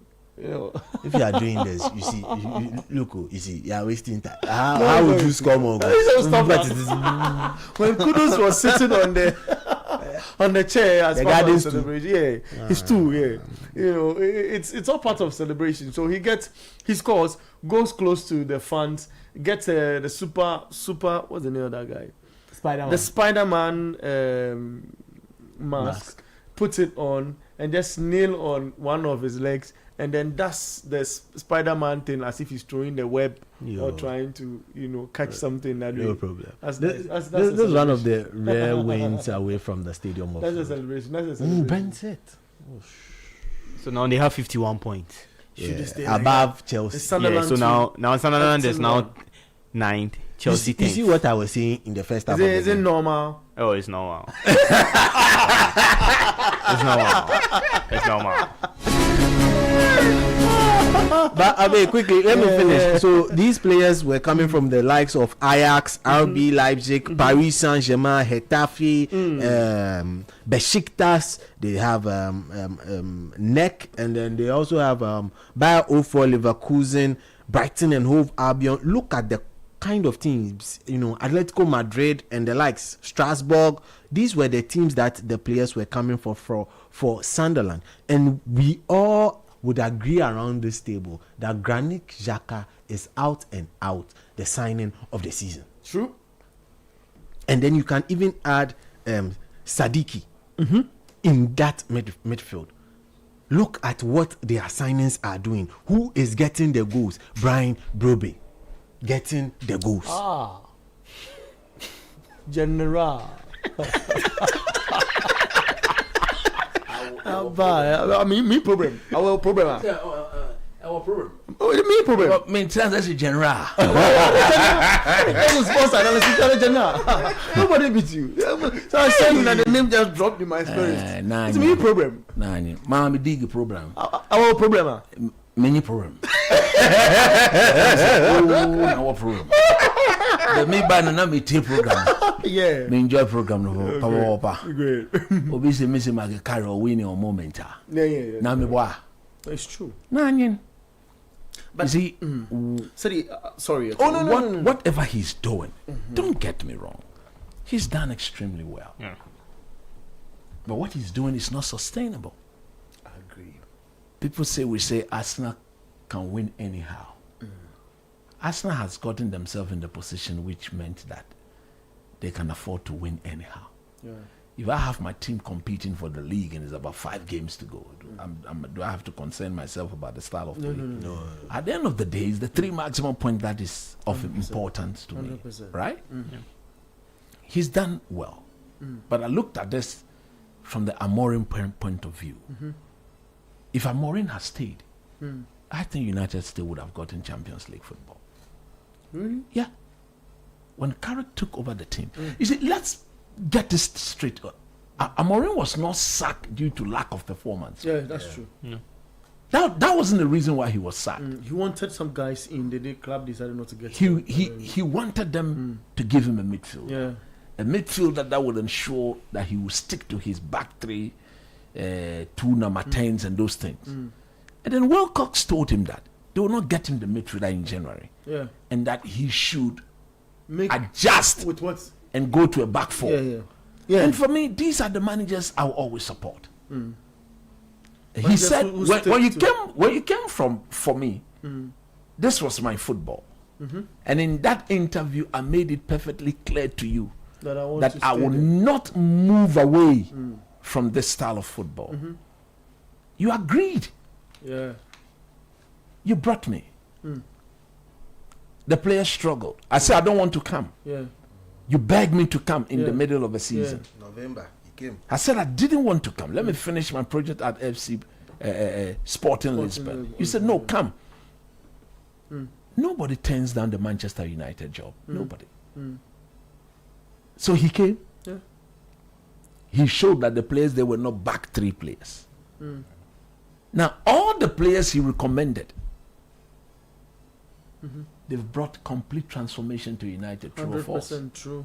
True or false? True. The Mbomo, Yeah. the Cunha, Yeah. the Lamens, Yeah. the Sheshko. Yeah, that's so true. Those guys go into record as Amorim signings. Yeah. 100%. They've completely given this team a 360 10. So I believe that Yeah. what the Glazers, the single-digit man, Wilcox, Barada, and Christopher Vervet, what they could or what they should have done was to give him the midfielder. Because what makes it even This shocking guy is is that one of the richest guys yeah, in the they were world. ready. But why would you Single call him digits. People have money. It's been confirmed now. Atani and co. It's been confirmed. It's okay, you go. It's okay. You understand? Yes, please. So give me the midfielder. You see, the shocking thing was that they were ready to go and buy Antoine Semenyo. Yeah. A player that would have improved United, but technically at that moment, that wasn't United's biggest need. Yeah. And Amorim says, you are going to buy Semenyo. Semenyo opted to go to Man City. Looking at where we are, use that money to go and bring me my Baleba. The boy is undergoing psychological, mental torture. 100%. Bring him home so that he more or less come and finish the system. Yeah. My problem with Amorim is why he couldn't get a place in the team for Kobe Mano. That's all. Yeah, I agree. But I listened to Kashmir, Yeah. his interview with Rio Ferdinand. Yeah. Kobe Mano came up as a topic. And Kashmir said, Mano is a fantastic footballer who needs the ball. But within the department in which he finds himself, he needs to work extra hard. Because it is not only about getting on the ball. There are some defensive attributes that comes along with that role. And those were Amorim's problem with the young man. Yeah. His ability, because per the system, Yeah. those two guys in the middle Yeah. should have been natural ball winners. True. Ugarte, Amorim didn't sanction Ugarte. Okay, it's a goal.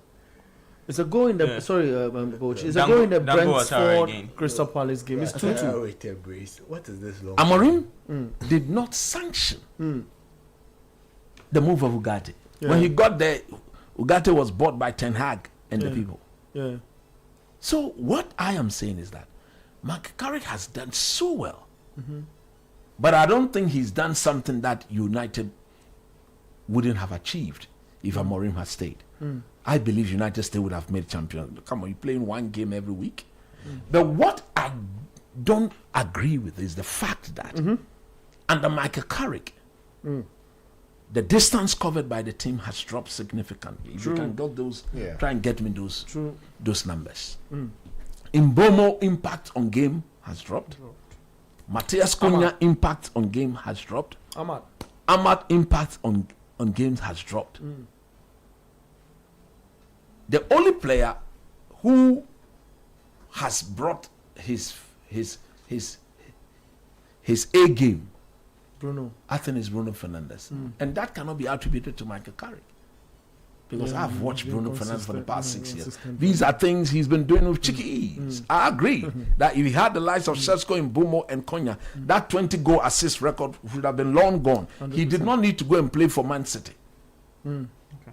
If he had played for Man City, he would have killed it. If in his next game he surpasses and gets That's it. I think 22. If it was not Rash, how many chances did we not see Martial, Rashford, Sancho, and Co missed when Bruno put it on a silver platter for them to eat?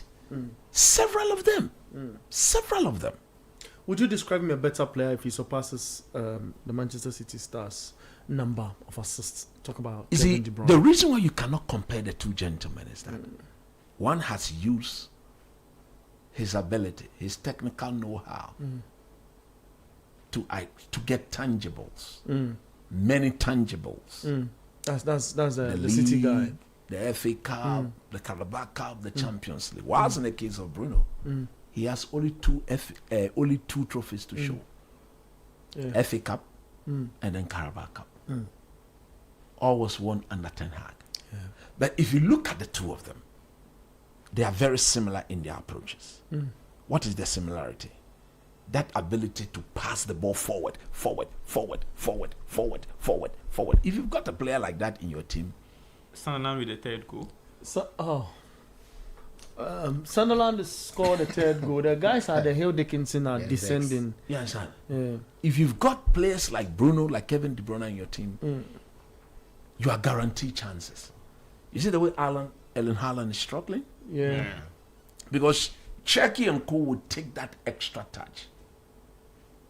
Haaland knew that when De Bruyne was there, it's a one-time pass. Yeah.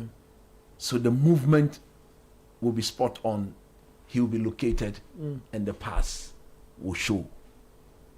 While in the case of Foden, Bernardo Silva, and those people, the reason why he's not moving like he used to, because he's sure, he definitely sure that they will take the extra touch. Sure. So he needs to be sure before he moves. So don't get me wrong. If United decide to give the job to Carey, which is looking very, very likely they will, I'll back him. I want him to succeed. But do I believe he's the right man for the job? No, I don't think so. Because I think he's too inexperienced. We've been here before. I told somebody like this on Friday. I think I told Jude on Friday that we've been Duncan. We've been Ole Gunnar Solskjaer had a better record than him. Solskjaer record as a Man United interim coach is far better than that of Michael Carrick. But don't you think that Bayern, for example, goes in for Vincent Kompany when he was coming from Burnley? People didn't believe in him. He goes in there. You know why Bayern decided to go for Kompany? Why? Because Pep recommended? No. Burnley, although got relegated, they got relegated with a style of football. Yeah. What is Carrick's style of football? There's no style. Even at Middlesbrough? There was no style. So Kompany now insisted Leeds United with a late winner. with mediocre players. Players who are not of the same standard. So it's Leeds 1, Brighton 0. Branded a style of football. So Bayern from afar could look at Kompany and say, look, we will give him better players. If you look at the way he's playing his football, we had a manager whose method or whose attribute or whose identity exemplifies what Kompany is doing. So let's bring him. So Kompany was a perfect fit for Bayern Munich. Carrick hasn't shown me any style of football. Look, take it or leave it. The results has been good, but it's been on moments. Don't you think it's the Alex Ferguson way? Fergie was dominant. Rely on the counter. No. Ferguson Man United was not a counter-attacking team. Ferguson Man United at the time, I believe, would only play counter-attacking football when they were playing Arsene Wenger's Arsenal. That was the only opponent in the league. Did you like United's play today? Yeah, I watched glimpses of the game. Did you like Were you surprised? I was not surprised. I was not surprised. Typical. This was an end-to-end stuff, especially in that second half. Man United had over 20 chances. Over 20. Mbeumo should have scored a hat-trick. True. Even should have scored 4 goals. True. You understand what I'm saying? But that was understandable because this was, in quote, a needless, useless game. In quote, yeah. Yes. A game that will not determine relegation. A game that will not affect anybody's top 4 ambition. But so it was the coaches to tell the players, go on and enjoy your football. There wouldn't be any tactical restriction, barrier. That is why Sexy will come and play. You understand? So nobody should look at how wide open today's game was and then say that there's no. Watch all the games that is being played today under similar situations where Forest loses, they are not relegated. United loses, their top 4 ambition is not affected. So let's go and enjoy ourselves. That's the way such games are played. Okay? You will see when you see this one. This one is clearly contested. You will see the Newcastle versus what? West Ham game. That is also game number 37, right? Yeah. But it will be played in a different mood. You saw the Liverpool Villa game on Yeah, Friday, right? yeah. You see how competitive that game was? Because there was something at stake. But the point I'm making is this. Yeah.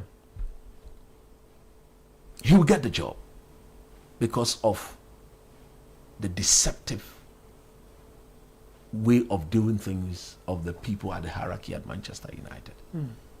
They brag they've got money. They've not got any money. Because if they've got good money, you should be moving away from market price. But now You see, when you listen to when Rooney, Paul Scholes, Rio Ferdinand, when Man United played badly, then they shift the blame onto the players. Yeah.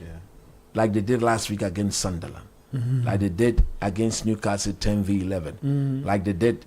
You see, when United play badly, these players, when the player go carry, then he's brought complete transformation. That everything is good. Look at the impact he's made. Look at it. Nobody's that typical of them. Have you heard any of them condemn his nomination into the best coach of the season? No. Does he deserve to be in that? No. He doesn't. He doesn't. He's not Why? even played. No, but he's not even played half of the total number of games. This is simple mathematics.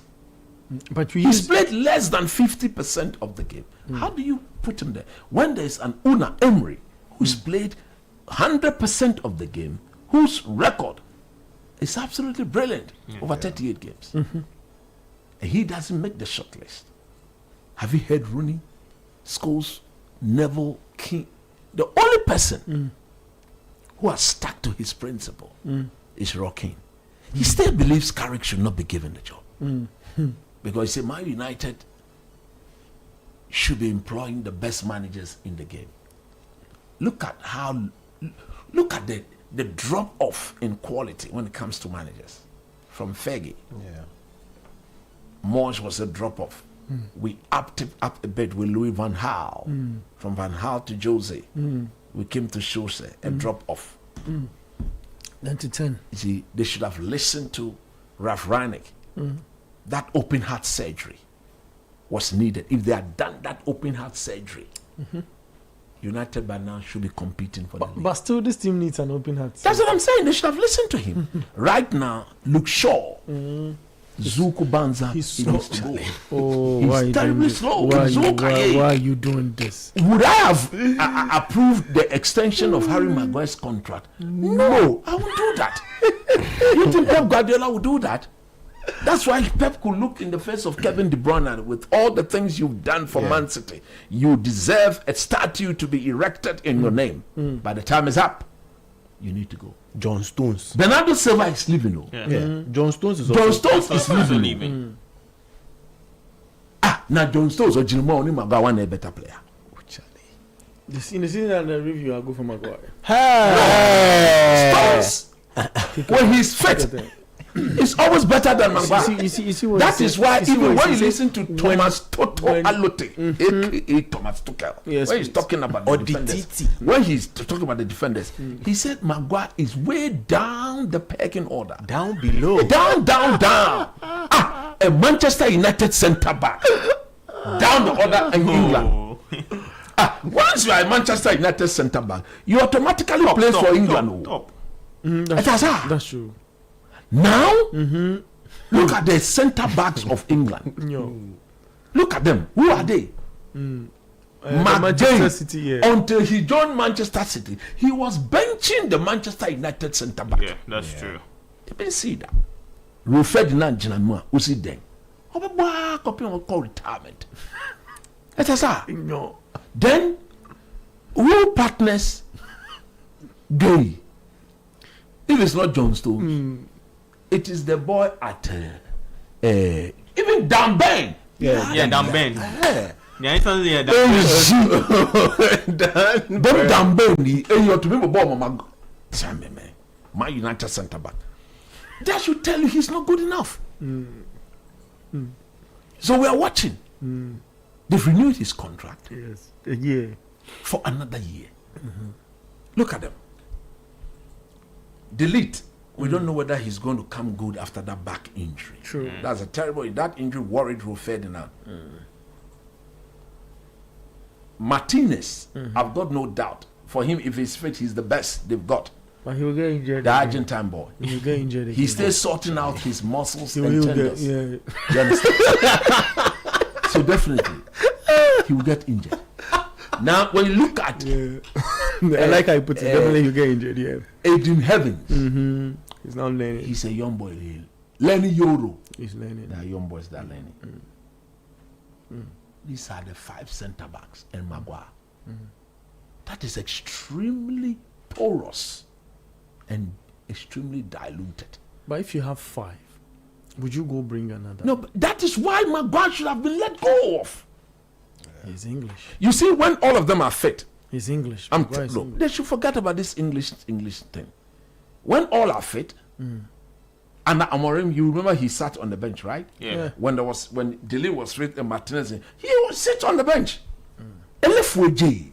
You understand that? Machaden. Ongwan. On Nimekanye. If we he for many Chelsea team, he. Oh, hey, he. Coach. I think for Chelsea, why then? David, I'm telling you, Chelsea team, he. What the Chelsea team, Oh, he. don't do that. You are discussing a United. But- match. No, I'm putting at Maguire, Yes. for many Chelsea, Correct comparison. No, he. You are keeping Maguire. Yeah, that's fine. Look at Luke Shaw.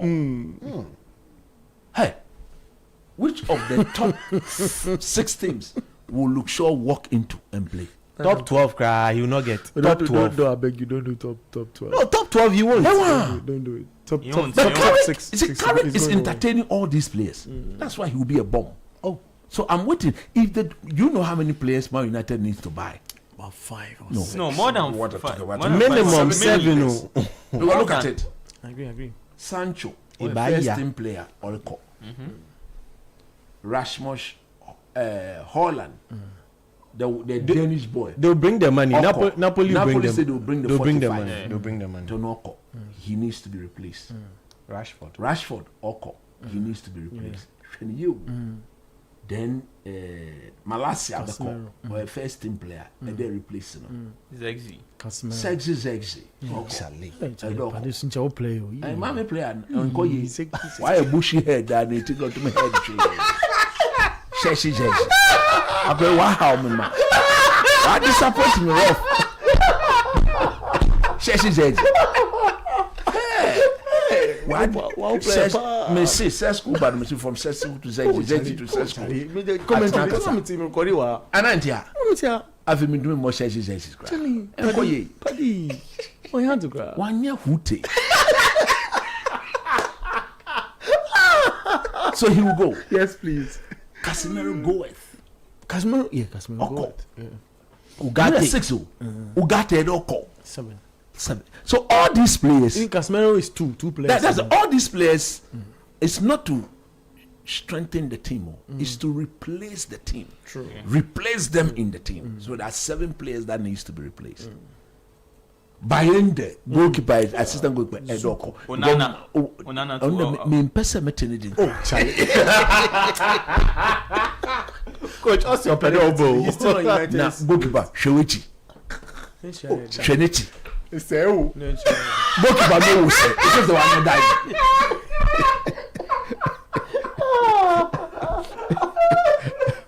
Isaac Onana ntumi naira. Na ehun ni ti bebrebe e to me ka hwe Lamont hwe ni ti oturu de jiramoa But coach, you see with your Onana hwe ni ti The resistance of the air is too much. but coach with your goalkeepers you need like 2 or 3 because Bayenda Bayenda ni Tom Hilton almost 42 years. yeah 42 Charlie. But goalkeepers age doesn't matter. They Hilton no when you ono kra na kan this season kan he wouldn't have played though. Yeah. But because Onana left Yeah. and he had to stay. So when they brought, so he's goalkeeper number 3. yeah That's why he's not been in the post for even 1 game. But United has So been. if you look at the players that need to exit, Yeah. they need to buy a minimum of 8 players. Do you believe And this? it is not 8 developmental players. first team? 8 ready-made players. Where do you think they should get these players from? Premier League, in the league or outside the league? I think predominantly they have to do Premier League players. Because look, if Cunha and Mbomo had come from league outside, I'm not sure they would have given the impact. The impact Okay, Sesko, you see his impact? It's a bit sparring. You understand what I'm saying? He will come good next season. He will be blistering next season. You understand?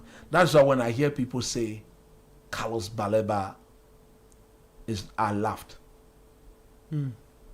Baleba, look, since that move didn't go through, his body language. Yeah, it shows. It shows. You see, last week when they played against Liverpool, when he showed his true self. I say you put a Manchester United jersey on that boy. He's back. He's He's back to his best. Because he would then believe he has to prove a certain. Baleba, Baleba, Baleba, Baleba, that song will be sung everywhere.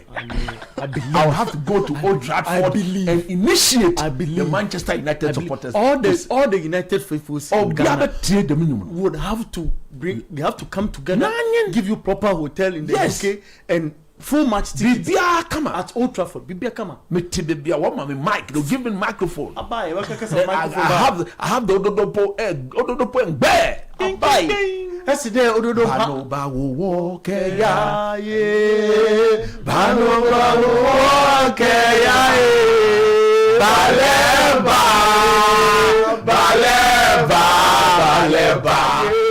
Now I also what? I was to the over 78,000 supporters. I'm in charge.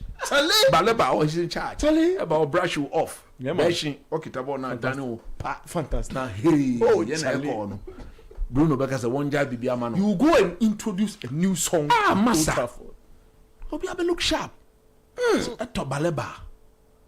Then you have to look between Trameni on your catcher. But that guy, they say his behavior. No, why he? I don't brave. Oh no. Look, fashions. The factions there are too many. It's true. Yeah. Come to where there's no fashion, where you be loved. On person on now. You listen to Casemiro.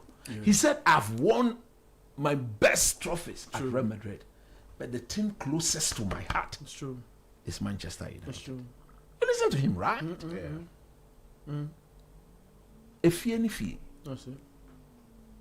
don't get Trameni, I believe you need to get Baleba. Between Tonali, Anderson, the Watson, Watson, them in pen. He's more in the mode of Kobe Mainoo, very slow. United needs energy and legs. Who, Bruno Guimaraes? Bruno? I don't say he would have been perfect, but almost there when you're 29, they do not buy. Have 26 years. So for me, Tonali will cost 100 million. Yeah. These single-digit people do not buy. Look, Chelsea paid 100 plus million for Enzo Fernandez. 100 plus million for Caicedo. 200 million. Tonali's pedigree currently. If you're paying 100 million pounds for Tonali, he deserves it. So of the budget that they are going to spend, you just put 200 million pounds for your three midfielders. Baleba they are catching Brighton for no. You remember on 60. But just you remember on 60. Now you're on add-ons. They're 10, now you're 70. Okay. And then we were ready to pay 75 million for him. Last summer. You believe they've allowed the players' value to come down? Drop value. But he told them, let me go. Okay. He told them, let me go. Personal terms already agreed. Yeah. How much are they paying Baleba? Check for me. Okay. Until £6,000 cry a week. Check could yes Beji 120 from 6,000 to 120. Oh, that's a lot. I didn't before me fear. I hear bench. I mean, in the account. You are giving me 6. Yes, Beji 120.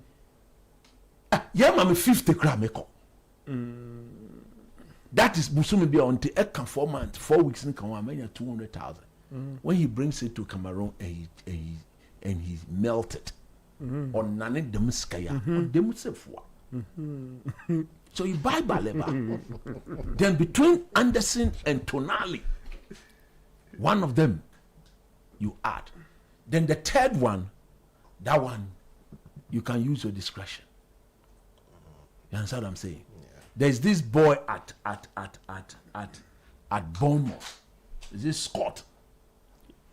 Okay, Alex. The one in the number 8. Scott. Scott. Yeah, Scott. In the number 8 shirt. Yeah. If you can get it, fine. You bring him to come and add to the midfield. Yeah. Coach, so 12,005. Wow, look. 12,500. Yeah. Now Tribia. Yeah. From 12,005 to 120. And I say 80. Over 100% salary increment. It has happened. So, Baleba no, ni mine. I see some. So he has to change. Hey, You feel he's leaving the club? oh, Man Baleba United will is- buy him. As for him, he's a dandy. I'm hearing that Man United will even sign a player before the World Cup starts. And it's looking more like him. Okay. It's looking more like him. His agent, they've told the people at Brighton, we want to go. Let me go. So buy Baleba, buy Tonali or Anderson, and then go and buy a third midfielder.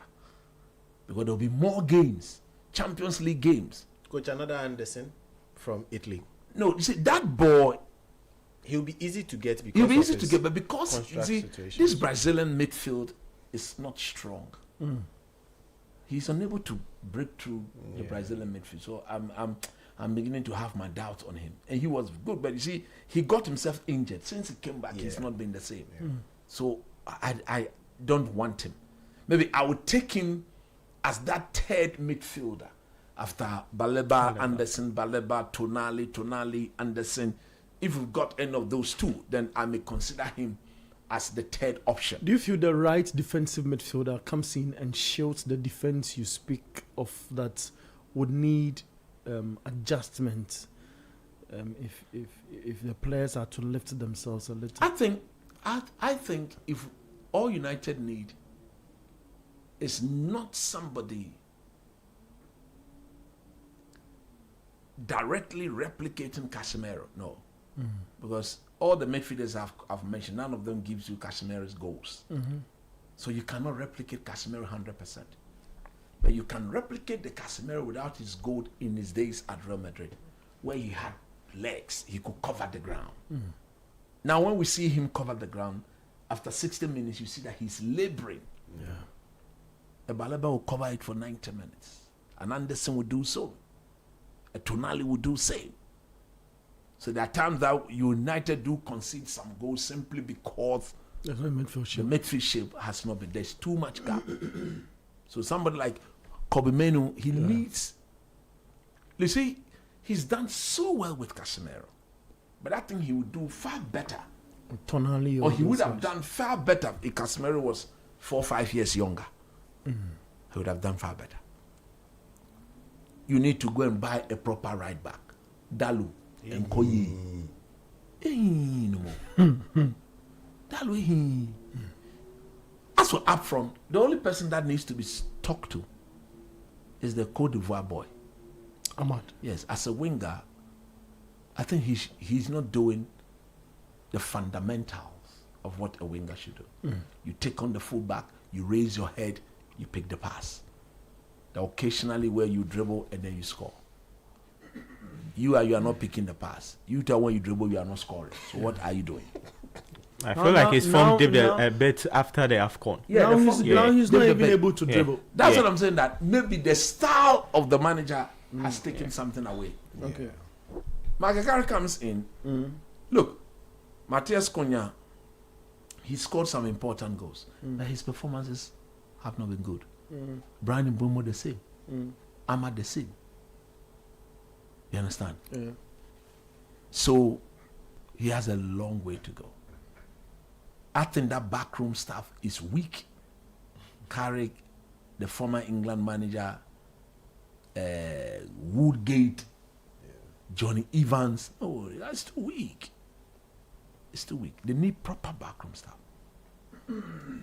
Charlie, United, if they don't do proper recruitment, next season they will not only perform badly in the Champions League, they will not even make the Champions League through the league. Look, you see, players like Mason Mount, he should be sold immediately. 60 million. United are playing. I agree. We are playing one game a week. He cannot stay fit. You see the point I'm making? Yeah. One game per week. He still cannot stay fit. Problems happen in life. Yaboka, one man call. One can't be terminated faced. contract. Obi Antonio one chance cannot call. Oh, He's not Onyere. He's a fantastic player. But what's the essence of he's keeping not him if able he to, cannot stay fit? Yeah. You see the way the English press have gone silent on him? yeah. I remember when Anthony Martial was going through his injury problem. Every week, Gary Neville, Paul Scholes, King, Jet Head, what troubled them? Have you heard? Messi Not heard Man, anything. he's check how many games he's played for United. This is his third season. His third season. Coach, I'll check that one for you. But let me add more meat to what coach is saying that Ewa. United have actually gotten worse under Carrick. Oh, that one is true. Number one, XGs per game. Under Amorim, in his final games, it was 1.70.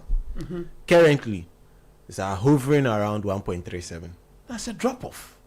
XGs against per game. Under Amorim, in his last couple of games, it was 1.16, 1.30. Carrick.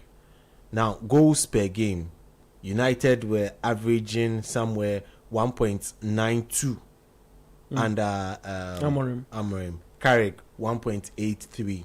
Drop off. Big chances. Amorim 2.75. Carrick 2.58. Drop off. So these numbers show that it's See, the results, don't get me wrong, are in his favor. But I've said that the results have gotten him to qualify for the Champions League. Amorim would have qualified United for the Champions League. Unless you don't want to be honest, you don't want to be sincere, you don't understand football. He was not sacked because he was not winning. If you look at the Amorim games he lost prior to in this season, you remember the first game against Arsenal? United should have won that game. Remember the game against Villa at the Villa Park? Matthias Cunha was missing an empty net. United shouldn't have lost that game. Okay? So there were some games that United did not deserve to lose, but that's football. But I am saying that from the way Carrick has played, he's been figured out already. So now my only hope is that when he gets the job, the owners will give him better quality players that will get him to play a bit, I won't say too expansive, but more dominating. When you talk, people say, but he beat Man City, he beat Arsenal. Yes, that Man City game, reminiscent of what Amorim did, even Ten Hag did. But that Arsenal game at the Emirates, United didn't deserve to win that game. If you repeat that game again, you ask Dogu to play that shot he played, it will take you another 10 years before he can repeat that. That was a belter. You can say, baby, a belter. Today he had Out of the moon. Today he had a similar opportunity. For Ivan. Yeah. Over the bar. Yeah. Oh, Napole machine gaja. Over the bar. Kaji. You have to stop that. Over the bar. Dogu. Coach, your Mason Mount stats, sorry. Yes. So he has played 22 times, half of them as a substitute. This season. Yeah. Look, I want you to put together all his 3 seasons. Okay. This season he has scored 3 goals. He has hit the woodwork once. He has got shot on target inside the box 5, outside the box 3. Total touches in the opponent box for an attacker 35 in 22 games is too low. So basically, like almost. He's on £250,000 a week. Wow. Now that United is going to the Champions League, that is the amount of money Mason Mount is going to be taking every week. Hey, to be touching the ball once Paul Scholes and Co. Again. None of them are saying it. in the other person's box. But if it was a Bruno, it was a Paul Pogba. Yeah. They say he's not taking care of himself well. He's not resting properly. He's there. He's this. He's that. But when it's Mason Mount, they've all gone quiet. My team now on them problem what team no. Yes. I mean that's my team, so me I'll say it. And Okay. we'll see. He should come and coach Champions League, coach this. We want him to coach proper. If he doesn't coach proper, no, we'll come for him. Coach, so 3 seasons at United. Yes. This is actually his best season in terms of appearance and goals. Accumulatively, he's not played close to 100 games. No. Last season he played 17, and the first season he played 14. Look at that. So the first season he played 14, he scored 1 goal. So if you add, Last season 1 goal. if you add 14 to the 17, that is what 31, right? Yeah. So 7 plus 7 4, plus that's 4. 11, 11, so 1, 1. yeah, So that's 24. if you add 22 to that. Chede. Mfaso ben. And he has scored 5 goals. Mfaso ben 250,000 pounds a week. Mason Mount. Chede. Why a bomb? It's an absolute bomb. So Mason Mount was actually You say better Mason Mount in is Chelsea. Yeah. Why should look? Do you know why Luis Saha, his contract at United was terminated? Because of injury. He couldn't stay fit. Yeah. So Ferguson had to let him go. Fantastic striker. Oshagoma. Proper left. Yeah. Wako for Mason Mount. England ni, English ni. Omore. Or Jiskani the man. For him, if he's walking, not include that children. And his injuries too are not the injuries that you say the opponent player has kicked him or jogging in Queen or stretching in Queen. Bonnie Sredo in Queen. What sort of player? He struggles with quad injury. He's always And then his muscle is always stretched. when he was being bought, what did the medics say? Because he had his worst injury season at Chelsea, the season for which United bought him. So the people there, none of them saw the alarm. And you put him on a 250,000 pounds contract a week. Messi man kwan busumi be oji 1 million. Busumi 1 odidi tam. Onye shi. Odida. Tam. Tam. That's Odidi Tam. Tam. He's just enjoying for no work done. I didn't say anything. That's why Bruno will walk to them and say, I'm playing about over 99.5%. They want to keep me and Messi Mount on the same salary. So Bruno the Ojigapa no alcohol or what's on open now or the 50 akane ho. Say open there, also there one contract extension. Yeah. One man oko. So they've agreed they'll add another 50,000 because Messi Mount, how much is Bruno taking? Is it 300 or 320? Check for me. Come on. Bruno is one of the highest paid in Yes. the club. Messi Mount, £1 million a month. Afibia oji £12 million. He stayed at United for 3 seasons. 12 times 3, 36. Why did 36 million pounds in 3 years? 1 year, she Zuku 5 goals. Zuka ye Zuku ankasa because of injury. Zuku. Okay. So that's the point I'm making. Okay. So you need to bring in quality. Make sure PSG for what ball. Real Madrid, Barcelona. Man, you just Coach, 300,000. look at that. Messi money Bruno 50,000 difference. I mean Bruno can mess up with some. Oh, if you Coach, at that point, the club when you is shake trying yourself, you want to bypass the highest paid. That you want to get to become maybe the second highest. That this guy. So the second highest, then you go and you surpass. Casemiro was the highest. Say he's going. Yeah. Yes. So once he's going, Bruno should be put there. He deserves to be put there. No, So it's not 325. It's what the club is trying to control. Then they should sack Messi Mount and go for no work done. Oh, child. What you 250, 200, and him 250,000 Pounds sterling. pounds sterling for no work done. But They be how that feels your bed nido. Now wom yam. They be how that feels your bed nido. Now wom yam. imani miani wia na me ma sha be miani so bia miamia mesi miamia so say ni kamata sa mesi miamia I've changed his name. Mesi Meow Mount. Meow Mount. That's a triple M. Mesi Meow. Just say, what is that? You should put him on the shot. You should put him on the transfer list. One ton non-call. I agree. How can you renew Maguire's contract? Look, Shaw now on Namho. You are going to imagine the Champions League. You go and meet Kvaratskhelia, and Luke Shaw is standing in front of him. Oba Bobono, Yanko. Or didn't communicate say 1, 2 and Queen Beba. Now a Kwane B, Wakoshayen.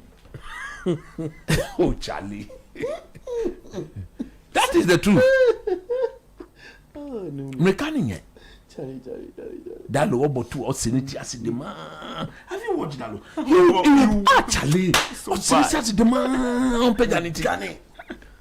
Diago Dalo. It's fine. I've allowed you to talk about United for a longer period. I'm better make us a I want to. Chelsea say they have a coach that's winning them the league. Alonso. In Xabi Alonso. I've been hearing. Have they changed their way of doing things? Coach, this one they've changed. He's a manager. He's a manager. He's in charge. He's in charge. He's going to be in charge of the transfers. Okay, then I think, of course, that was the only way he would have accepted the job, though. Yeah. Then I think everybody should be on a watch out for Chelsea. Oh, okay. Yes, but that guy is a good coach. He's a really. It is. Look, he's a really good coach. Now that he's in charge of transfer, so also mean Pewea or Pamano, also me Pewea or Tonabre. So one thing that I admire about Chelsea, they don't prolong deals. So you can hate Todd Bowley for all you want, but if they need the player, they pay the money. They don't dwell over deals like 2 weeks, 2 months. Man United wants the player. It takes 2 months, 3 months. They know dilly-dally around the player. Chelsea don't do that. Single digit. Chelsea, they don't do that. There's cash. But their problem, they've not spent the cash wisely. Yes. That is the problem. But the cash has always been there. Yeah. From the days of Abramovich, even to Todd Bowley and his people, they've got cash to burn. They burn proper cash. They take the cash through proper combustion. You understand? Yeah. They take the cash through what? Proper combustion reaction. Just what burn the cash. What show no. But it's the same. And if Alonso is the manager, or no, he's a proper coach. Vinicius nom, Mbappe nom, they don't want to be coached. Have you seen their end point? Today somebody is being given dirty upper cup, dazed. He's in the hospital. He's in the hospital. He's dazed. Because they thought they know more than the coach. Yeah, UFC. Alonso will walk into that Chelsea dressing room. Obia why no King Kong biano. He will humble you quickly. And he will build the team. Look, just watch Chelsea. This Chelsea team is because Todd Bowley and Co didn't know how to buy players. He's coming. He's assessed the team. He knows where they need a bit of that. The lab, no matter Alonso Beton one. The lab To Ipswich. Alonso will tell the people quick. Badiashile. Quick, but that shield make be disase nom Garnacho nom Gones. pam one bobo. I want to mention this boy. Them player. Akwai wata boniti obo number 2. Gusto. 1 year and one. Obeko shave in Italy now. Obe making sure that I will say 18 agent in Frama or design kukuru do no offend kukuru ayo. Obe shave anything because Alonso want to speak tactics into your brain and go and practicalize it. Okay, that's fine. If Chelsea have they confirmed the move? Yeah, they've confirmed. Oh, brute! That is a sumptuous move. July 1. And It's a sumptuous move. delicious. Absolutely brilliant. He's the manager, the Yeah. manager of Chelsea Football Club, not the coach. Yes. Carrick Oyabazi. Coach. Or your coach. Head coach. Single digit papa no. Radcliffe. Wilcox. Barada. Now we control. He's going to be their pet. That was what Amorim refused. Yeah. So they sacked him. Do you see any light at the end of the tunnel with Carrick? Amorim at the board meeting told the people that I want a midfielder, Obiang Juma. You remember? He said, everybody do your job. My job is to coach the team. You two, when I said I need a player, go and bring the player. You didn't tell me that you won't back me. There's money. An attempt was made to buy Antoine Semenyo for 60 million cash, 5 million what is saying add-ons. Use that money to go and bring me Baleba. You are saying I should adjust my system to a 4-4 what? You don't know me to be a 4-4-2 or 4-2-3-1. I'm a 3-back manager. He told them at the board meeting. They may carry yes, sir, boss. Yes, sir, boss. Yes, sir, boss. The man. Now we're control no. We're control no. Thank you. Me. It's okay. Thank you very much. Thank you. I'll call it as a kaka. We'll do scorecard later. I'm prepared to show West Ham for match. One year chance. Yeah. No, 4:30. Yeah. So, we'll have it on screen, guys. I want us to look at the. All right. So by way of running you through what's happened today, it's just 2 minutes into the Newcastle United West Ham United game, and before that, the 2 p.m. batch of games. Brentford played 2-2 with Crystal Palace. Everton. Damben. Shenrika. Ono Bobo na Maguire bench. Everton lost to Sunderland. Sunderland beating them by 3-1. Leeds won against Brighton by 1-0. Wolves played 1-1 with Fulham, and that's what has happened in England. This Portuguese midfielder who plays for West Ham, something Fernandes. Yeah, Fernandes. Yes, so you buy Baleba, you buy Tonali, then you add that boy. Instead of going to buy the Brazilian boy at Atalanta, Anderson. you buy this one. This one, if you give them 45, 50. Oh, coach, 45 is too much. You give them 30, they'll collect. Okay, guys, you were mentioning the La Liga stuff. I want you to do it, then I open the lines for guys to comment. The La Liga relegation talk is on the high, and clubs would have to play above themselves with 2 games to go to ensure they don't drop. Mallorca, which is sitting at the 18th position, have gotten 39 points. Javante has gotten 39 points. It sits at 19th as well. What are the maths in here, Sedi? Okay, so thing is, you go. Let's start from the already relegated team. Yeah. Pardon my French, but Kwesi Sibo's Real Oviedo are relegated. Ojugu, So Baba. all our players have been relegated. About 10 of them. 10 of them. 10 relegation. Yeah, the players. Yeah. Well. Oh, actually, Auxerre. If you go to Auxerre's gotten France, 3 players. Auxerre Cointre. Yeah. If you go to Leicester BA 5. Yeah. Kwesi Sibo 6. Yeah. The Ayo. 7. Or no account. Abi, there's a talk of him wanting to. They shouldn't dare put him in the list for the Black Stars at the World Cup. Coach, he's part of the 55. I'm not bothered about the 55. That is, you see, the serious countries, they are not mentioning 55. Yeah. Those who are serious. But we have a friendly after the Mexico. Now France, I don't mention 55. After Mexico. Yeah, your players in France. After Mexico, Listen, your players in France. Cote d'Ivoire. Yeah. The serious countries. Tunisia. You mentioned the rights on substitute. New Zealand. One of my channel. Bosnia Herzegovina. France 26. What can you standby players? Obiang. Yesterday would be 55. No be true. Oh, I'm telling you, we live in Ghana. You can't not crack our room.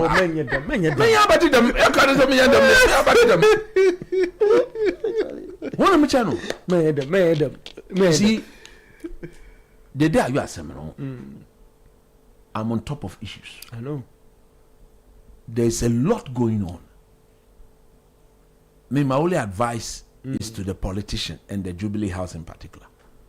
Don't interfere with the Black Star selection. Don't do that. Don't do that.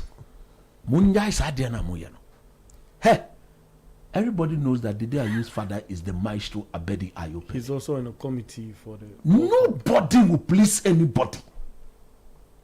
If you don't deserve to be in the World Cup, you don't go anywhere. They should stop that. Have your position changed because the team went on relegation? No. But my position, you see, my position has always been he goeth nowhere. Then I came back and I said, if these type of players are the players Otto Addo, then they go with. You said that. But if you look at currently, about how many games? 16 games. Or how many goals? 1 goal. And Koyi, look, we gave him the chance when he was a young boy. He was the future of our team. We benefited from him. He will not stand in the way of another young player. It should never be made to happen. Nobody should make any attempt to prevent a young boy who is going to be the future of our team for an old man. Nobody. As for this thing, I'm saying it with all my... Look, if you love Ghana, you will not preach that we should take the day to the World Cup. Coach, sorry. He's gone past his best years. He's been around for over 19 years. Not even the stats. Did you, Coach, did you watch the interview Kofi Adams did? No. Okay, so he's...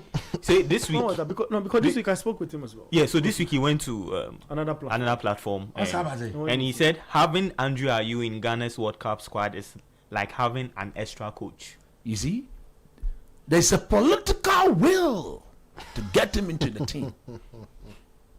Football is not done like that. Yeah. Look, I hear Carlos Queiroz has even been called from the powers that be that he should be. Look, you should stop that. You should stop that. Coach, what is this? So good. I want to read what he said. Quote so, him for me. Dede is one of our great players. I have no doubt about seeing him at the World Cup because even older players than Dede go to the World Cup. You see this? I just want results, and I believe that if you have someone like Dede, it is like having an additional player coach on the team. I don't think it's a bad idea if Dede is named in the World Cup squad. I don't know the coach's plan or strategy, but if I were a coach and I had a player with the caliber of Dede, then why not? You see, the Minister of Sports and Recreation should not be getting himself involved in this. If I'm the minister, I don't talk. You feel it's a technical issue? Of course, he should not be getting himself involved in this. It's not right. It's not proper. He's my minister. I told you the way he received me when he met me at the fundraising. He gave me the best ever reception I have received from any statesman. No, from any sports minister. No, I'm saying for any statesman. Because I saw how Jatta received you the last time. My bad. Yeah, that's what I'm saying. See, sports minister. Yeah, from any sports minister. Yeah. Sam George, Honorable Sam George. He received you nicely as well. As before he even became a minister, he gave me my best ever reception. Yeah. And he still does it. Honorable Sam Jatta George. 100%. He's number one. So stay on any sports minister. So on any sports minister. You understand what I'm saying? You should not be saying such things. When you make such statement, you are more or less tying the hands of the coach. Exactly. What is this? Should I also come and sit here and tell you what I know? Try to see. I hear it. that is the wish of the father. That is the wish the father has given to the people, that if there's anything they can do for him, they should take his son to the World Cup. Ghana cannot be run like that. Ghana should not and never be run like that. This country does not belong to the Ayus. It belongs to all of us. If the day is on top form, like he once was, I'll be the first person to clamor for his inclusion. But as we speak, who does he go ahead of? Who? Who does he go ahead of?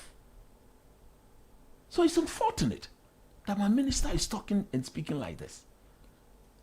anytime he's asked this question, he should tell the decision to include or not to include the player is not his. So he will not comment on that. That should be left to the technical men to decide. If they decide he go with, so be it.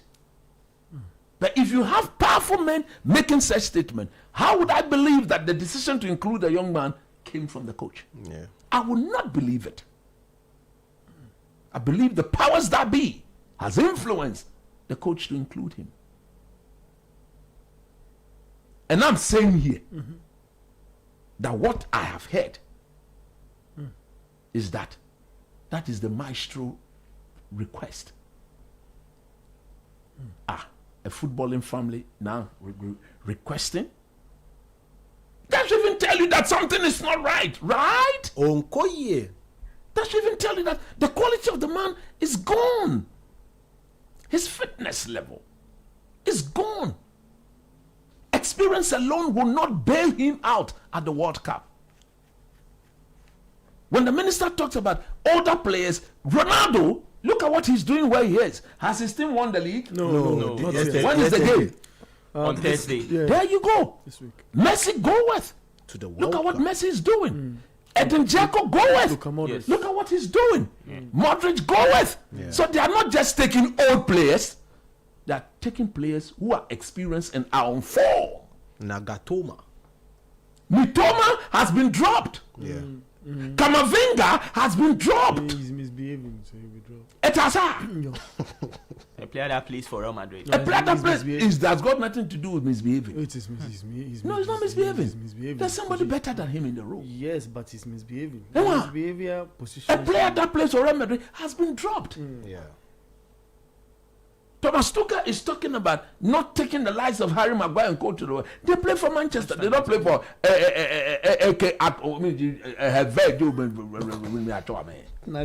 not better that one.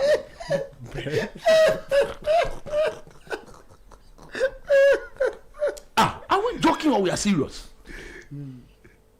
Look, I've always told people, I loved the day so much so well that I wish he was 5-6 years younger. The football, you can't cheat it. When the time is due, the time is due.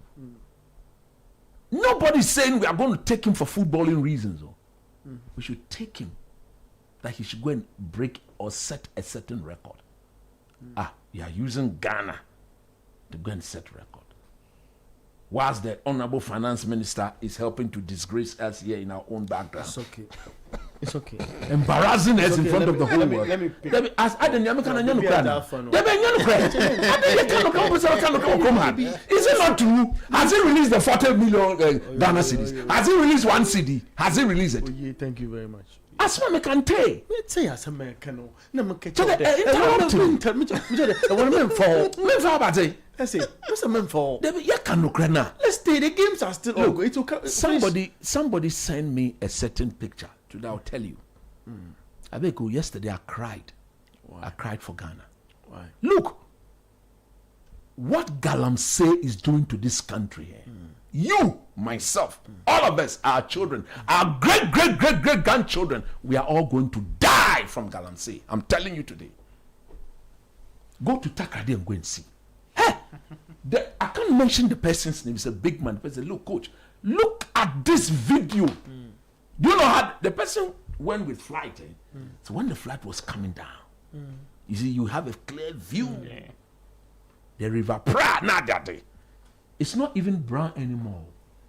It's black. And you know the danger? It's now gotten into the sea. And you have professors coming on radio to tell us that they can introduce a chemical to cleanse the water. It's a blatant lie. Where did they learn their chemistry from? It's okay. Where did they learn their profession from? It's okay. Thank you very much. Abeku, It's okay. we will die with our eyes open. I'm telling you. Because this can't. Look, I am so disappointed. It's okay. It's Hey, okay. Ghana, you were him for her. It's okay. You were president for her. You were Benfa Kukudamoha. Thank you. That's fine. You are Zero- allowing Galamsey zero- to kill Ghanaians. 0 5 4 9 9. Baby, it's a fee. Baby, it's a fee. Mimpeho, baby, eko mimpeho. You see, you will die.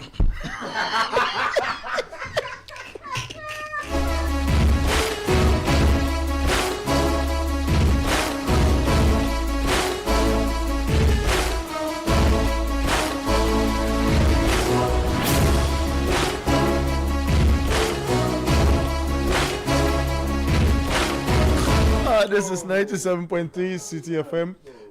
Newcastle lead by a goal now. For 14 minutes, Votamada scores for Newcastle. So you can come in with your thought. You can come in with your thoughts on 0549 986 996 or 0539 986 996. Please let's stay with football. Who scored? Voldemort. Nick Voldemort. How do you pronounce the name? That's it. Right. Nick Voldemort. It's fine. The man has scored. It's fine. Let's go. Quick update. Under 17 AFCON. So Senegal is playing Ghana. Yeah. Senegal have a red card. Ghana scored a goal, was disallowed. So it's still 0-0 and it's getting to halftime. Okay, good. Your microphone is off. We are scoring. Easy. Let's talk. 0539 986 996. Please do your best. Let's stay with football and still talk football related stuff. 0549. Let's talk. Hello, good evening. Hello. Your name, where are you talking to us from? Nana. Yeah, Nana from Medina. Let's talk, Nana. How many minutes do I have? Oh, Nana, I mean, if you do a minute, I'll be fine. Okay, so I'm feeding it to coach. Bye. Since you won't let you speak, I'm feeding it to coach. Allow coach to use my 1 minute. Okay, thank you, Nana. Nana, thank you.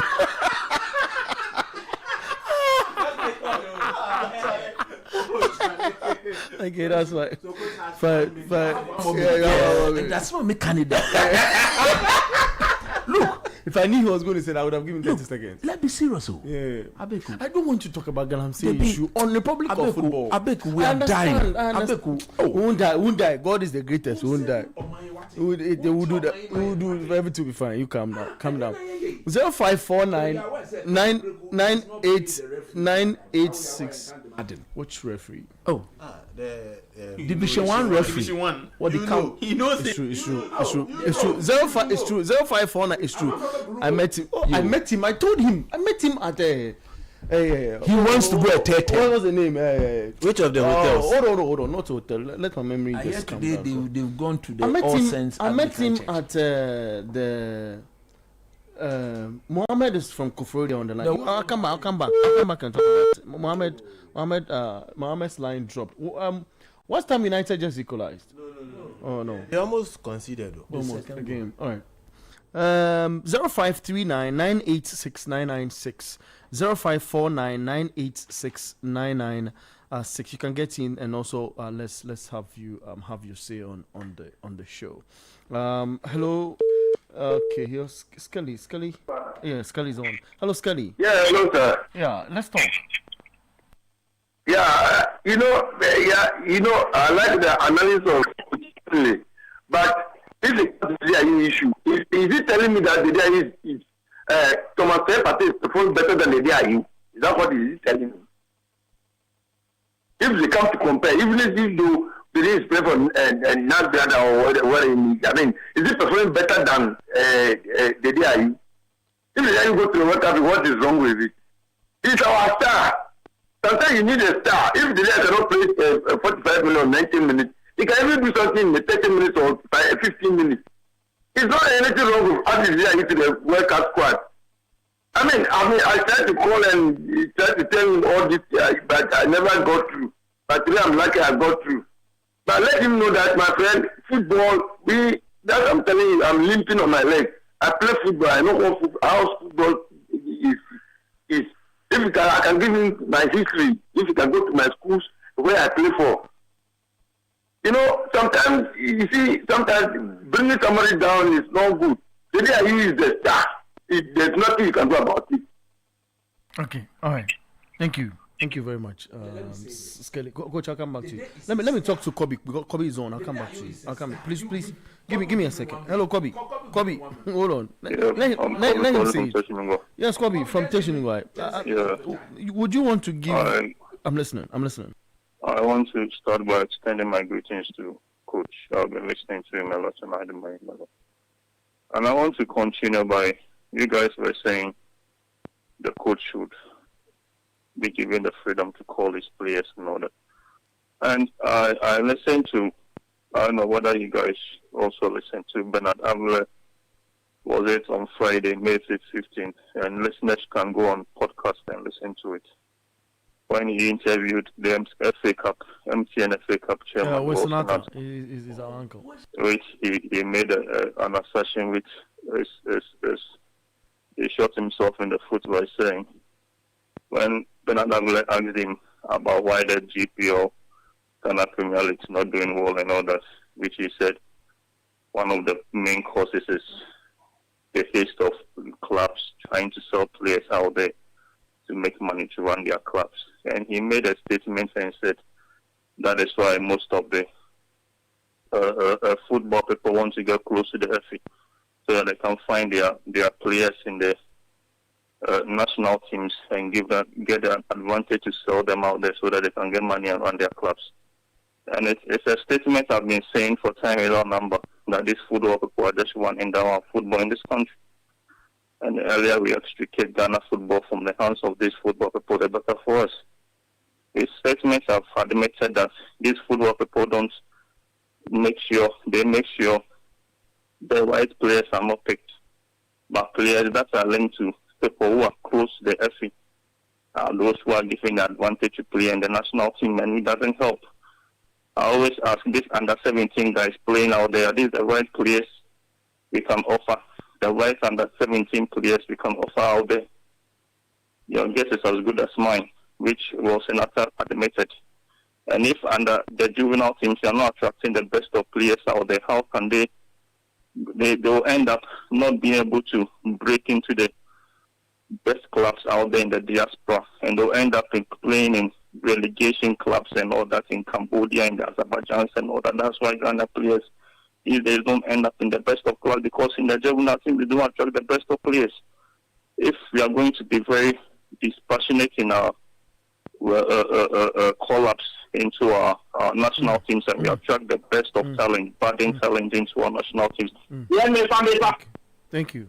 Into our national teams. Thank you. Yeah, okay, last one, last but not least, please. Just a few seconds. Then, if you are able to get the best of players into our juvenile teams, the budding talents, when you go into international competitions, they'll be spotted by the good scouts out there. Because they are good, they'll be able to break into the best of clubs out there. They'll get to play under very good coaches. They'll train with very good facilities out there. And all this experience, they'll bring it to the Black Stars, and the Black Stars be better. That's my take. Thank you very much. Thank you too. Let's go on the line again and talk to Kizito. Hello, Kizito from Spintex. Let's talk. Hello. Kizito, stop listening to yourself. The radio you are close to, kindly move away from it. Let's talk. Yeah, hello. Yeah, this is better. Let's talk. Hear me now? Yeah, I can hear you. Please talk. Yeah. Kizito from Spintex. Yeah. I'm a Man U fan. Great. Yeah, I want to speak in English so I can express myself very well. That's fine. Yeah. Me coach asempa coach of the now ready so kind of credit. Yeah, it me say coaching now me City Sports. Me coach and can me but sometimes yeah, I'm on a party here in Makakra. What I say. Concerning Michael Carrick, your coach is baby or no more. Or my boy, they not more than match time Michael Carrick boy or my coach of the season. Crystal Palace for coach Ebe Into no so Cassette. Michael Carrick am more half of the match into the say or G coach of the season. You nominate now and then any Yajin one. Into sometimes I am on a fast and you're right. That's it. All right, but it's not happened before what you try to discuss. Michael Carrick is the first person who's not played half of the games in the space, but gotten that opportunity. JB from Asante Mampong. Let's talk. Yeah, JB. The call for us for them to include the into the Black Star squad shows how we are not serious about this particular tournament. This guy has not played any football again. Why must we send him there? I remember in this play, Samojan was equally requesting we added him to the team. But the response was different.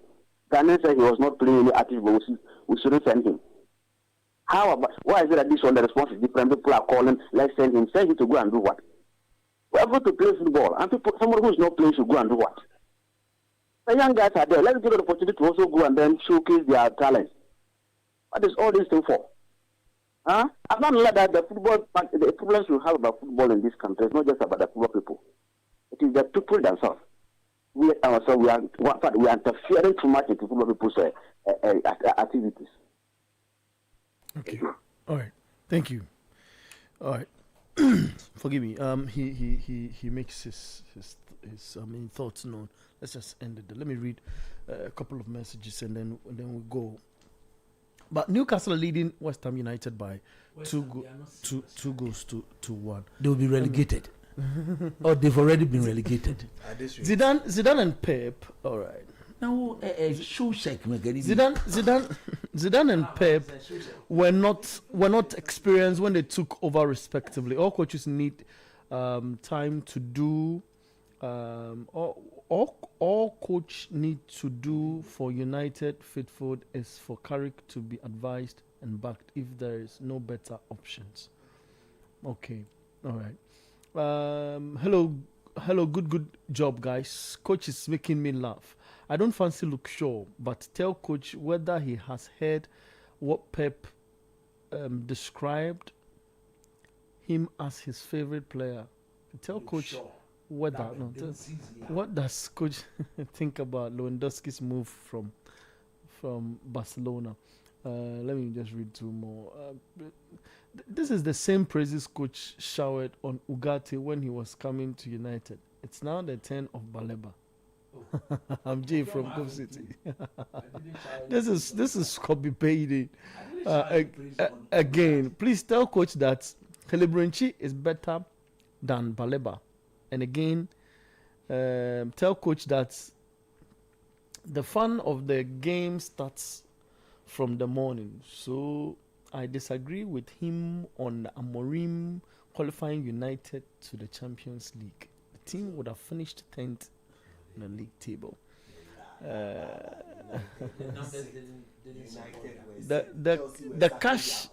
The cash is burning. Watch his canoe. Burning the cash. There is an exothermic reaction. Yeah, it's undergoing combustion. Yeah. That is exothermic. Yeah, now, Bosu, I feel you, Bosu. It's an exothermic reaction. The watch his canoe. Chelsea forward, burn his camera. Oh, Charlie. Let's go another message. Okay. Listen to coach.